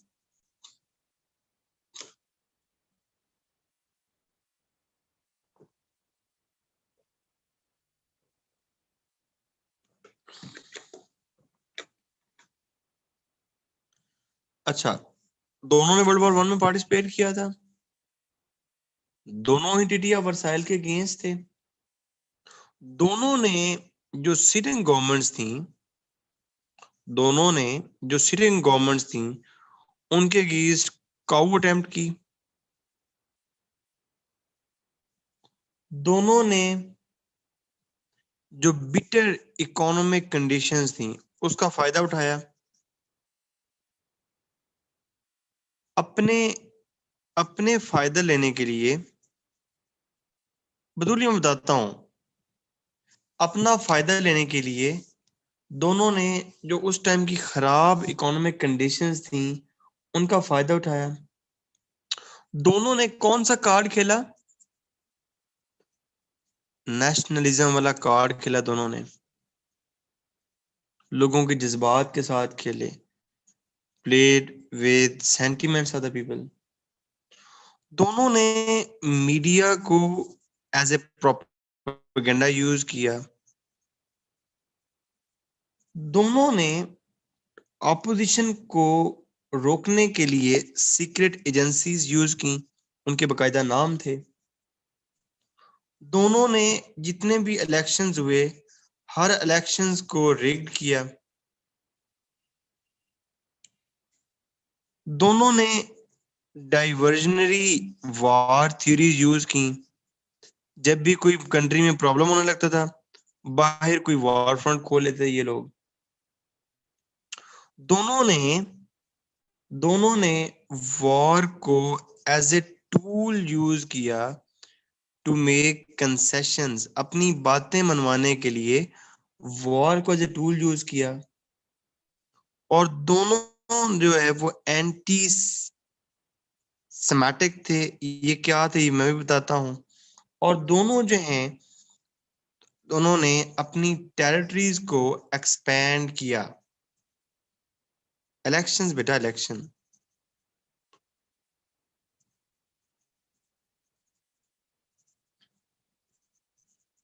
ये कुछ कॉमन जो है ना ये चीजें थी, आज मैंने ढूंढी सारी की सारी 12 पॉइंट. ये समझ लो कि 12 पॉइंट अगर तुम्हें याद हो गए ना तो तुम्हें फाशिज्म नाजिज्म कोई मसला ही नहीं रहेगा.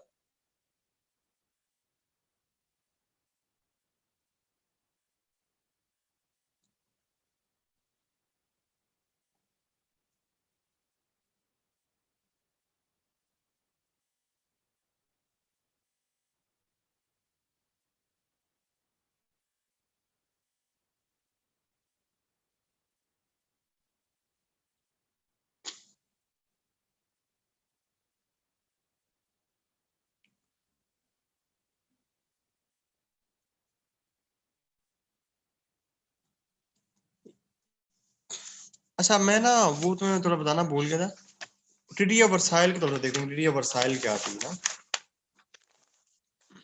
यार बच्चे, ये नोट शेयर हो जाएंगे तुम लोगों के साथ, पर देखते रहना।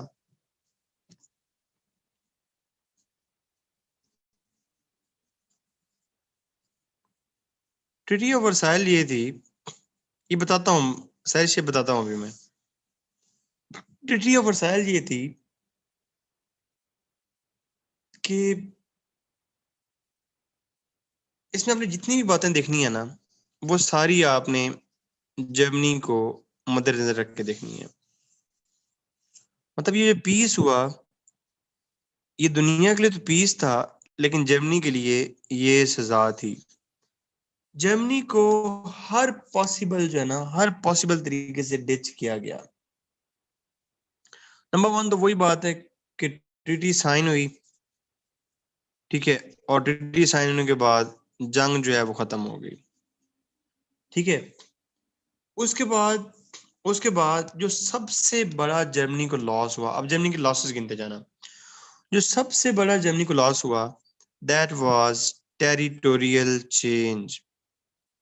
जर्मनी से उसके इलाके छीन लिए, जर्मनी से उसकी 11% ऑफ लैंड, और जर्मनी से उसकी 7 मिलियन पॉपुलेशन जो है under this treaty was lost.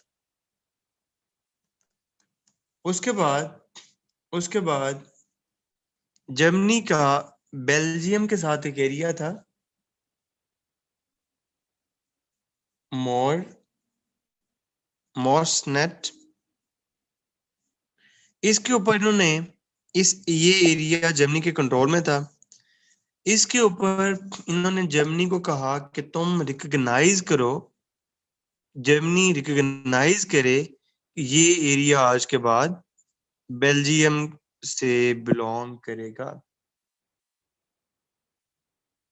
उसके बाद एक एरिया था बहुत मशहूर मरूफ, अल्सैसे लॉरेन, ये भी जर्मनी के पास था, और इन्होंने कहा कि ये एरिया तुम वापसी करो किसको, फ्रांस को। और फ्रांस और इनके दरमियान एक लैंड थी बहुत खूबसूरत, राइन लैंड। उन्होंने कहा कि इस राइन लैंड को डीमिलिटराइज करो।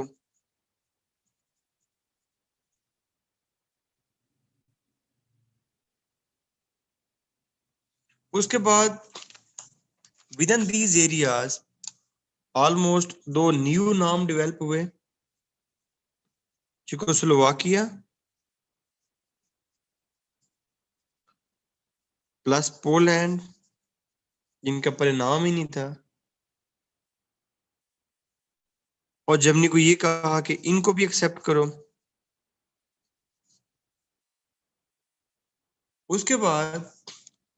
उसके बाद लीग ऑफ नेशन का जो चार्टर था, उसके अंदर एक चीज क्रिएट की गई जिसको कहते हैं मैंडेट्स। अब मैंडेट्स क्या था कि जर्मनी की जितनी भी कॉलोनीज थी, जर्मनी की जितनी भी कॉलोनीज थी, वो कॉलोनीज अब जर्मनी के पास नहीं रहेंगी, वो चली जाएंगी मैंडेट्स के पास। अब मैंडेट्स कौन होंगे, विनर ऑफ वर्ल्ड वॉर 1, वही फ्रांस, रशिया एंड यूके। अब हुआ क्या कि जर्मनी की जैसे टोगोलैंड बहुत अच्छी इसकी कॉलोनी थी, इसकी ये देनी पड़ी फ्रांस को। जैसे जिनका जर्मन ईस्ट अफ्रीका था, वो देना पड़ गया यूके को। उसके बाद इन्होंने ये कहा कि जर्मनी की जो मिलिट्री है उसके ऊपर भी रिस्ट्रिक्शंस लगेंगी। वो रिस्ट्रिक्शन क्या होगी, नंबर 1, आर्मी सिर्फ 1 लाख होगी, उससे ज्यादा आर्मी नहीं होगी। नंबर 2, रिजर्व बताया तो है बेटा। मैंडेट्स समझ लो कि इंस्टीट्यूशंस थे जो जिनको कंट्रोल करा था यूके एंड फ्रांस। समझ लो एक इदारा, यही कह लो, इंस्टीट्यूशन कह लो। अलाइड फोर्सेस के पास से इंस्टीट्यूशन थे कि जो भी कॉलोनी छोड़ेगा ना जर्मनी, वो ये इनको ऑक्युपाई करेंगे। आर्मी सिर्फ 1 लाख होगी, आर्म्स ट्रेड के ऊपर पूरी पाबंदी होगी, there would be no arm trade. उसके बाद जर्मनी ने पहली दफा वर्ल्ड वॉर 1 में सबमरीन्स बनाई थी, उससे पहले सबमरीन्स थी नहीं। तो उन्होंने कहा जर्मनी आज के बाद सबमरीन्स नहीं रखेगा। इन्होंने इवन के फाइटर प्लेन्स भी यूज किए थे। तो उन्होंने कहा कि जर्मनी के पास फाइटर प्लेन्स भी नहीं होंगे। उसके ऊपर ये जुल्म हुआ कि उन्होंने कहा कि जंग के ऊपर जितना भी खर्चा हुआ है वॉर रेपरेशन, और ये तकरीबन अराउंड उस टाइम का 5 बिलियन बनता था, ये सारे के सारे पैसे जर्मनी ने देने थे। और इन सारी बातों को मनवाने के लिए, इन सारी बातों को मनवाने के लिए गारंटी क्या होगी कि ये जर्मनी बातें मानेगा कि नहीं मानेगा? जर्मनी ये बातें मानेगा या नहीं मानेगा? तो गारंटी के लिए जर्मनी के 2 मेन एरियाज थे। एक था राइनलैंड जिसको डीमिलिटराइज करवाया, और दूसरा था ब्रिज हेड्स। ये 2 एरियाज थे, और गारंटी के लिए ये जो दोनों एरियाज हैं ये भी under the control of allies थे। और कहा गया कि अगर 15 साल जर्मनी ने ये सारी बातें मानी तो ग्रेजुअली उसको ये इसके एरियाज मिल जाएंगे, अदरवाइज जर्मनी इनसे महरूम हो जाएगा।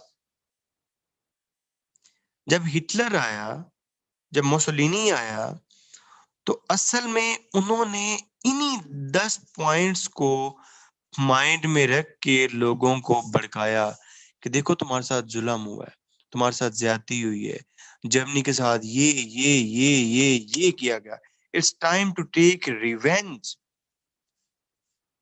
तो असल में जो वर्ल्ड वॉर टू है that was revenge of the world war 1। Italy के साथ भी ज्यादतियां हुई थी, इटली के साथ भी बहुत ज्यादतियां हुई थी। इसको भी ट्रीटी ऑफ वर्साइल में वो जो इसका ड्यू शेयर बनता था वो इसको नहीं दिया गया था। जो इसके एरियाज के ड्यू शेयर में एरियाज बनते थे वो इसको नहीं दिए गए थे।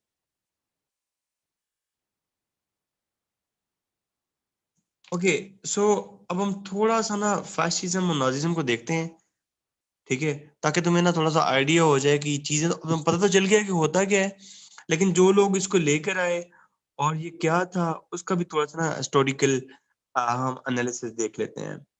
तो we start with fascism.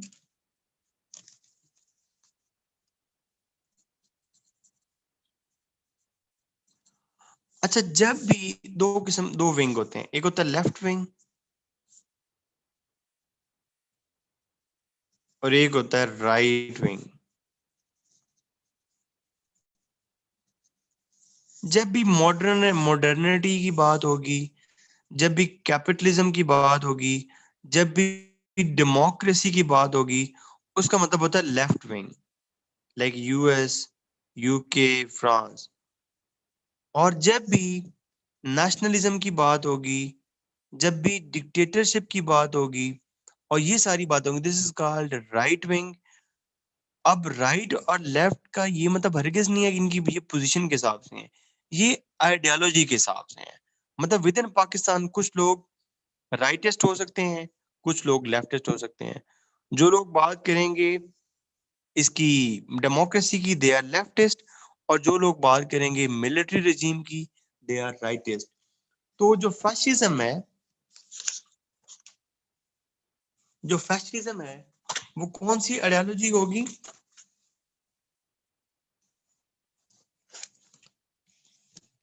Rightist nationalist ideology, ठीक है। Right wing political ideology. जो मेन चीज टारगेट होगी वो होगा कि इसके अंदर अथॉरिटेरियन नेशनलिज्म होगा। और फैशिज्म जो आई थी वो आई थी इटली में। अब इसके अंदर सीन ये था कि जो लोग थे और जो गवर्नमेंट थी उनको एक जबान में बोलना पड़ता था। जो बंदा भी उस टाइम की गवर्नमेंट के अगेंस्ट काम करता था उसको उठा लिया जाता था। अपोजिशन पार्टीज सारी बैन हो चुकी थी, डेमोक्रेसी लिबरलिज्म सारा कुछ बैन हो चुका था। और इंटिमिडेशन और टेरर को यूज किया जाता था। इन सारी बातों को तुम ये बार बार सुनते हो कि मोदी फैशिस्ट है, मोदी फैशिस्ट है। उसके जरिए तुम इनको कॉपी भी करते जाओ।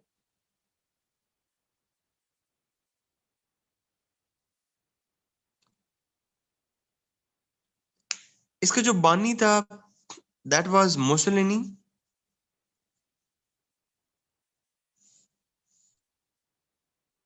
यार पीपल और गवर्नमेंट एक ही होंगे। जो बंदा गवर्नमेंट की पॉलिसीज के अगेंस्ट बोलेगा उसको उठा लिया जाएगा।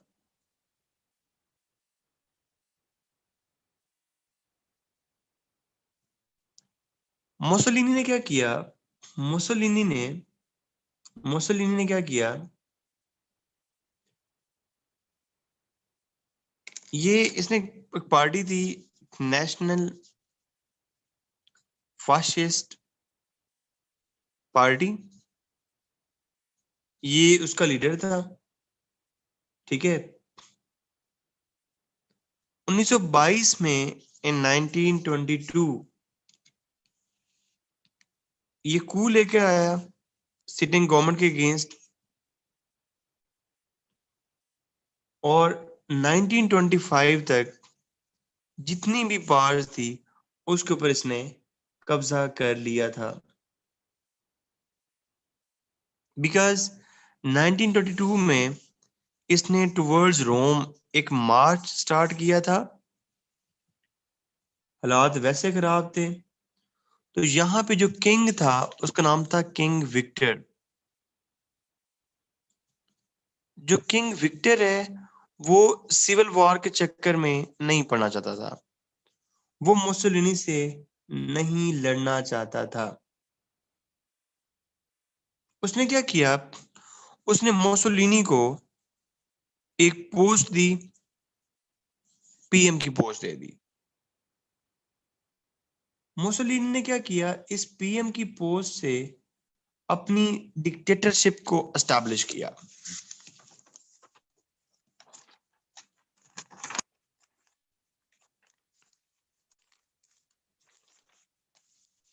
इस पीएम की पोस्ट से अपनी डिक्टेटरशिप को एस्टैब्लिश किया। और उसने एक चीज बनाई जिसको कहते हैं ओवरा। पता किसी को ओवरा क्या थी?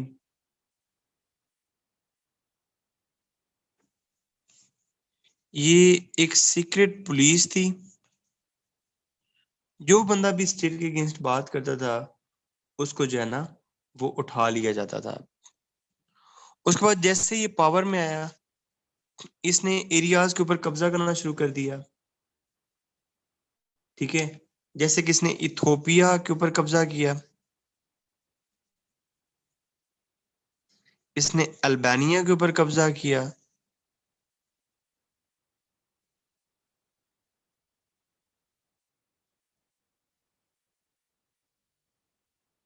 और इसने ही वॉज द मेन गाय जिसने लोगों को इतना मोटिवेट किया कि it's time to war.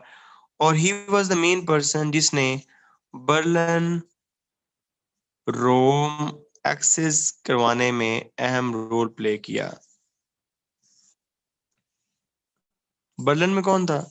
Germany का कैपिटल है, और रोम किसका कैपिटल है? इटली का कैपिटल है। ये दोनों एक ही पॉलिसी पे वर्क कर रहे थे। They join hand with each other, अपनी बातों को मनवाने के लिए अपने आप को पावरफुल किया। जब पावर में आए तो सारी बातें वो की जो इनकी मर्जी की थी। ऑलमोस्ट सेम सीन इसका भी है, हिटलर का भी है, जिसने नाजिज्म लेकर आया। अक्सर कोई और इथोपिया भी है इसके अलावा?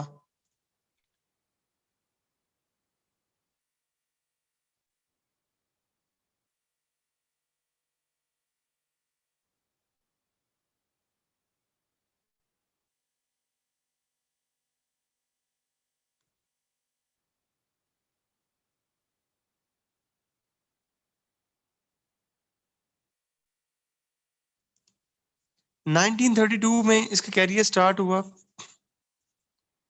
1932 में इसका कैरियर स्टार्ट हुआ। इसने पार्लियामेंट्री इलेक्शन में हिस्सा लिया। मजाक किया बेटा, परेशान नहीं होना। पार्लियामेंट्री इलेक्शन में इसने हिस्सा लिया, और पार्लियामेंट्री इलेक्शन जो 1932 में हुए, उसमें जो विक्ट्री हुई वो एक्सट्रीमिस्ट पार्टी की हुई। यहां से अब हिटलर जो है वो इन हो रहा है पार्लियामेंट में। जैसे ये पार्लियामेंट में इन हुआ, इसने सारे काम वही करना शुरू कर दिए जो मुसोलिनी ने किए थे। सबसे पहले ये चांसलर बना जर्मनी का,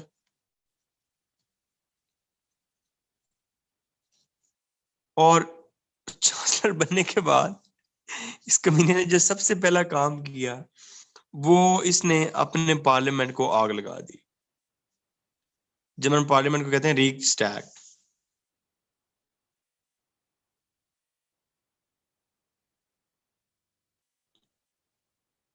आइडियोलॉजी सेम थी ना दोनों, रिता, दोनों की आइडियोलॉजी सेम थी ना? दोनों की आइडियोलॉजी सेम थी। पार्लियामेंट को इसने आग लगा दी। जब इसने पार्लियामेंट को आग लगाई तो इसने जो इल्जाम है वो किस पे लगा दिया? आग मतलब, आग मतलब आग, बंद कर दिया उसको, सच में जला दिया। फायर, जो इल्जाम है इसने वो इसने लगा दिया अपोजिशन पे। इल्जाम लगाया अपोजिशन पे। अब ये देखो कि, अब ये देखो हिटलर, अब ये देखो कि जब इसने अपोजिशन में इल्जाम लगाया तो असल में इसको क्या चीज मिली है? असल में इसको असल में इसको पावर मिल गई अपोजिशन के अगेंस्ट काम करने की। फेमस भी हुआ और कहा कि देखो मैं अच्छे काम करना चाहता हूँ, मैं मुल्क को आगे लेके जाना चाहता हूँ, और ये जो अपोजिशन है ये मुझे काम नहीं करने दे रही, और इसी ने पार्लियामेंट को आग लगवाई है। जैसे ये पावर में आया, इसका जो पहला काम था इसका जो पहला काम था, इसने लोगों को कहा कि वो हमारी टेरिटरीज जो कभी छिन गई थी हमने उनको रिकवर करना है। इसने आते ही जो राइन लैंड थी उसके ऊपर क्या मुद्दा था कि उसको डीमिलिटराइज रखना है, उसको मिलिटराइज किया, वहां पे अपनी आर्मी भेज दी। उसके बाद इसने कहा कि मुझे चीकोस्लोवाकिया से भी कुछ एरिया चाहिए। चेकोस्लोवाकिया के साथ एक एरिया था सुडेंटनलैंड। इसने कहा कि मुझे ये भी चाहिए। उस टाइम जो यूएस, जो यूके और फ्रांस था, वो थक चुके थे वॉर करके, फर्स्ट वर्ल्ड वॉर करके थक चुके थे। तो यूएस उन्होंने कहा ठीक है यार ये तुम ले लो। पॉलिसी ऑफ अपीजमेंट के जरिए उन्होंने कहा कि ठीक है ये तुम एरिया ले लो, खैर है, मैनेज कर लेंगे हम लोग। इसने इसके ऊपर भी कब्जा कर लिया। जब इसके ऊपर कब्जा किया तो बाद में इसने बड़ी चालाकी के साथ जो बाकी चेकोस्लोवाकिया था उसके ऊपर भी कब्जा कर लिया।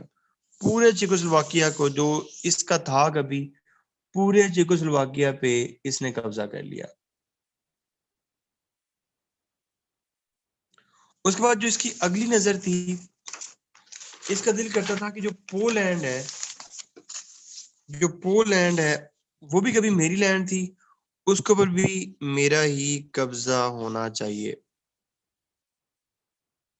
लेकिन यहाँ पे यूके और फ्रांस ने इसको अल्टीमेटम दिया कि अगर इसने पोलैंड पे अटैक किया तो फिर हम इसके ऊपर अटैक वापस कर देंगे। लेकिन इसने इसका कोई ख्याल नहीं रखा। इसने पोलैंड से पहले एक और भी काम किया, उसको कहते हैं आंसलूज।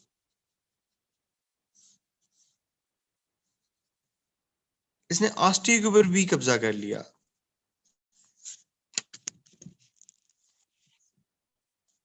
मतलब ये जर्मनी है, ये फ्रांस है। पहले इसने राइनलैंड पे कब्जा किया, इसको मिलिटराइज किया। उसके बाद इसने ऑस्ट्रिया के ऊपर कब्जा किया। उसके बाद ये जो आपको व्हाइट एरिया नजर आ रहा है, चेकोस्लोवाकिया के ऊपर जो व्हाइट एरिया नजर आ रहा है, दैट इज सुडेटेनलैंड। उसके ऊपर कब्जा कर लिया। बाद में चेकोस्लोवाकिया के ऊपर कब्जा कर लिया। और अब इसने अटैक किया जब पोलैंड के ऊपर, तो इसके रिस्पांस में फिर यूके और फ्रांस ने जर्मनी के ऊपर वॉर डिक्लेयर की। Is it clear?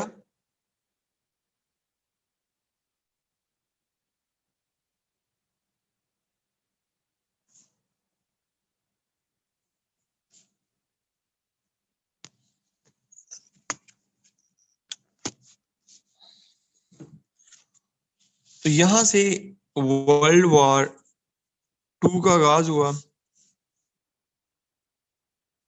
That was the deadliest war in the world. अब मैं वो इसकी वो नहीं जाऊंगा कि जंग के अंदर कितने लोग मारे गए और किसने किसके ऊपर अटैक किया and all that. I am not going into the detail of this shit. I am going into something else.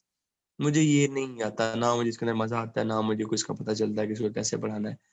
मैं बस इसकी तुम्हें काजेज बढ़ाता हूँ कि वर्ल्ड वॉर 2 क्यों हुई। तो मुझे ये बताओ कि इसकी पहली काज क्या बनेगी।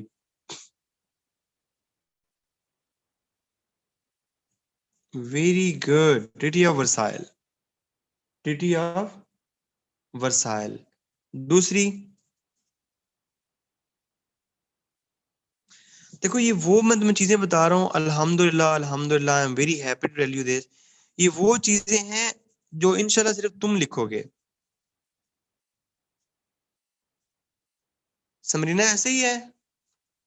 किधर है समरीना?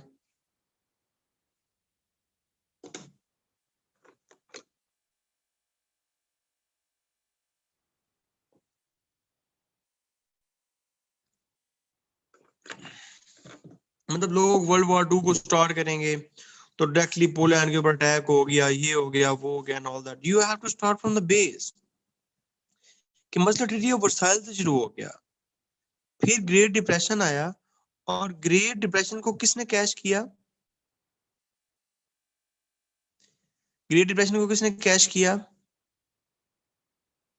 हिटलर और मुसोलिनी ने। ये लोग क्या लेके आए? Fascism plus Nazism. उसके साथ और क्या था? ईस्ट में जापान भी मिलिट्रिज्म कर रहा था। जापान भी मंचूरिया के ऊपर कब्जा कर चुका था, और जापान भी अपने एक्सपेंस काफी ज्यादा बढ़ा रहा था। और एक जो मतलब न्यू दौर था इंपीरियलिज्म का, वो स्टार्ट हो चुका था। और एक चीज मैंने जानबूझ के मिस की है, जो मैं अगली क्लास में पढ़ाऊंगा, that is also the wonderful reason, and that is failure of किसका? लीग ऑफ नेशन का। जो लीग ऑफ नेशन थी वो काम ही नहीं कर पा रही थी, लीग ऑफ नेशन बुरी तरीके से फेल हो चुकी थी, क्योंकि मंचूरिया के ऊपर कब्जा हो गया था। मंचूरिया के कब्जे के लिए इनके पास कोई प्लान नहीं था। राइन लैंड के ऊपर कब्जा हो गया, राइन लैंड को बचाने के लिए इनके पास कोई प्लान नहीं था। इथोपिया के ऊपर कब्जा हो गया, इथोपिया को बचाने के लिए इनके पास कोई प्लान नहीं था। Manchuria Japan, Rhineland Germany, Ethiopia Italy.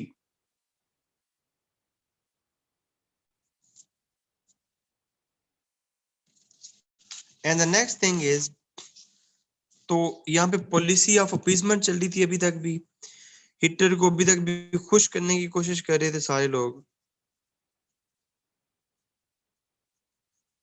And with all these reasons the war started. और मैं अब उसकी डिटेल में नहीं जाऊंगा, वो आप लोगों ने खुद ही देख लेना है कितने बंदे मरे and all that and this and that.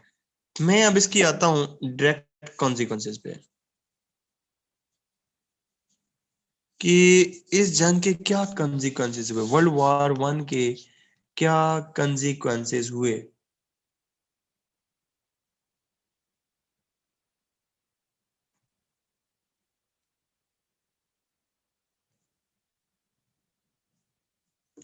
Number 1, दो न्यू पावर्स दुनिया में उभरी। यूज ऑफ न्यूक्लियर वेपन हुआ।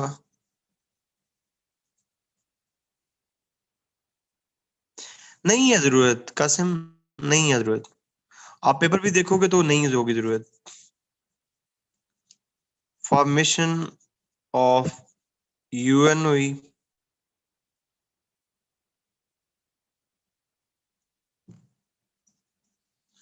स्टार्ट ऑफ कोल्ड वॉर हुआ।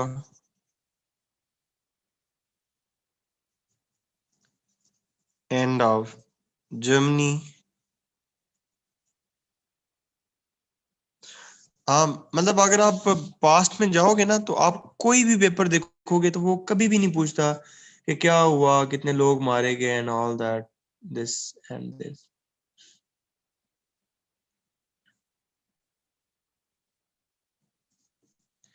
इमर्जेंस ऑफ न्यू कंट्रीज हुए, मतलब काफी सारे कंट्रीज जो है ना वो डेवलप हुए।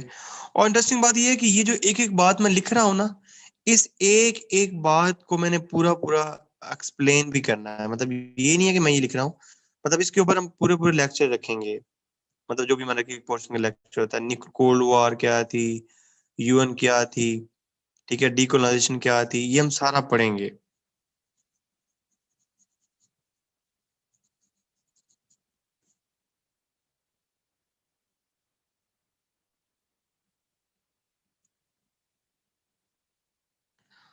अब बस मैं तुम्हें ना एक बात बताना चाहता हूँ कि वर्ल्ड वर्ल्ड वॉर 2 के ऊपर थीरीज अप्लाई कर लोगे ना, जब इसका मतलब वो इसको एक्सप्लेन करने लगना है, असल में तो थीरीज ही है ना, थीरीज अप्लाई कर लोगे ना? कैसे करोगे भला?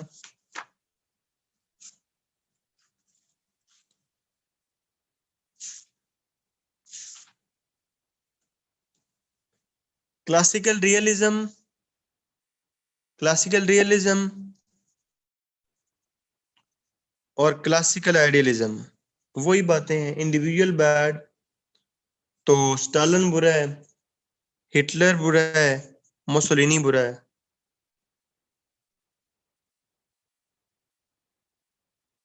और न्यूरलिज्म, यार मुझे लगता है कि ये अब मैं आई मीन रिपीट ही कर रहा हूँ चीजें। ये कर लोगे ना सारी चीजें?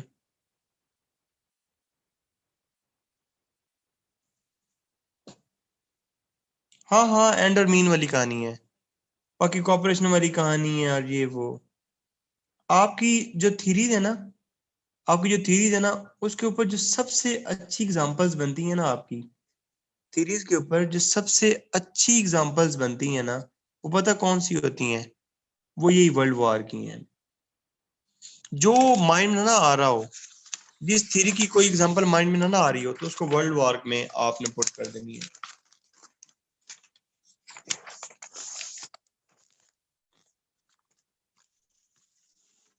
बस अब एक जो है ना वो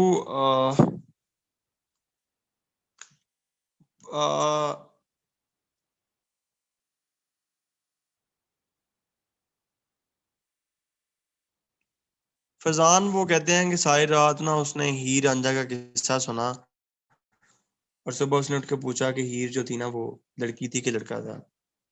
बेटो यही तो बकवास की है कि मतलब नेशनलिज्म इतना एक्सपैंड कर चुका था। जब नेशनलिज्म आपके कंट्री में होता है ना, तो हर बंदा 20-20 घंटे काम कर रहा होता है। किसके लिए? जर्मनी के लिए, कि हमने जर्मनी को स्ट्रांग बनाना है, हमने जर्मनी को स्ट्रांग बनाना है। लोग 8 घंटे अपने लिए, 8 घंटे मुल्क के लिए हमने बदले ना। जो हमारे साथ जुल्म हुए थे हमने उसको रिट्रीट करना है, जो हमारे एरियाज थे हमने उसको रिट्रीट करना है। हम सुपीरियर रेस हैं। तो जब ये चीजें माइंड में चल रही होती हैं तो यकदम आप ऐसे ऐसे ऐसे जो है ना वो तरक्की करते हैं।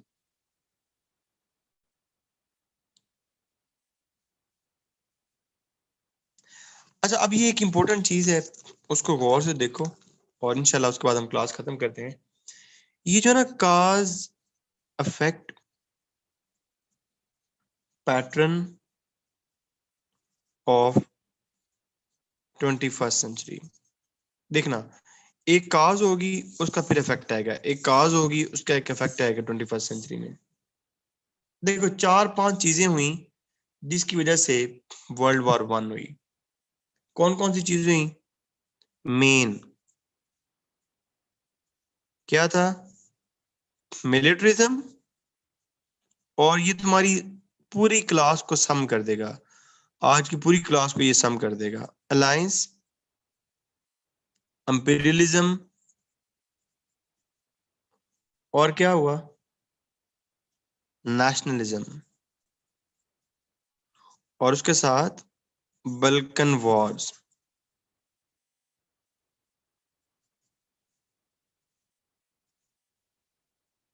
इन 4 चीजों ने किस चीज को जन्म दिया? क्या काज हुआ इसकी वजह से?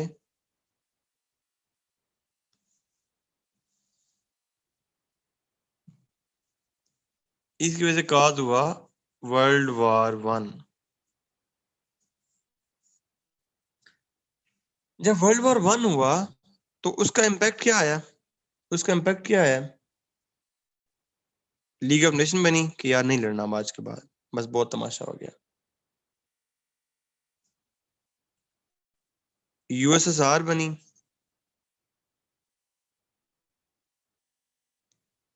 इटली और जर्मनी की नाराजियां हुई, रिजेंटमेंट्स।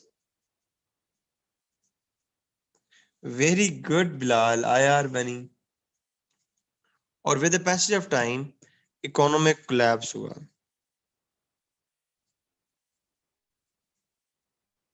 इन सारी चीजों की वजह से क्या हुआ? इन सारी चीजों की वजह से क्या हुआ? ग्रेट डिप्रेशन हुआ। यही मैं जानबूझ के मैंने ये पॉइंट लिखा है, बिकॉज मैं तुम्हें बकवास की है कि this is the main point of the world war 2, this great depression. अच्छा, अब ये देखो कि ग्रेट डिप्रेशन की वजह से क्या हुआ, इसका क्या इम्पैक्ट हुआ ग्रेट डिप्रेशन का? Fascism in Italy, Nazism in Germany.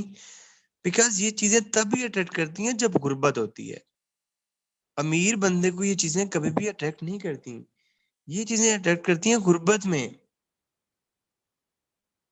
And militarism in Japan. और इन चीजों ने किसको जन्म दिया?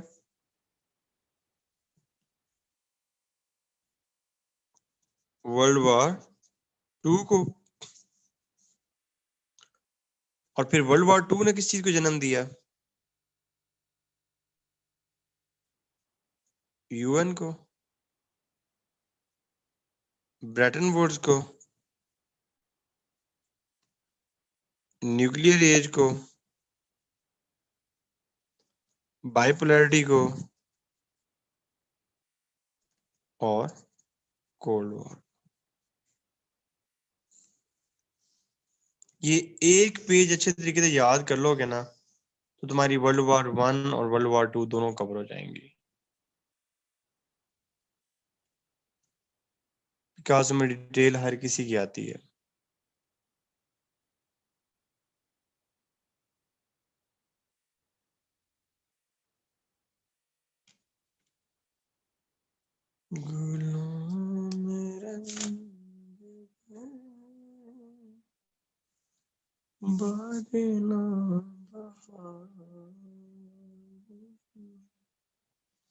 चलो अब हम नेक्स्ट क्लास में करेंगे कोल्ड वॉर के। आज ही स्टार्ट कर लें, आज स्टार्ट कर लें कोल्ड वॉर कि नहीं? अच्छा कल क्लास होगी, कल ही क्लास होगी, ठीक है ना? कल हमारी क्लास होगी इंशाल्लाह। और हाँ फ्राइडे को भी होगी, क्योंकि मैं तुम लोगों की वजह से सस्सी की शादी पे नहीं जा रहा, क्योंकि यार ये बैच बहुत लेट हो गया। सस्सी के बाद में मिल लेंगे जाके।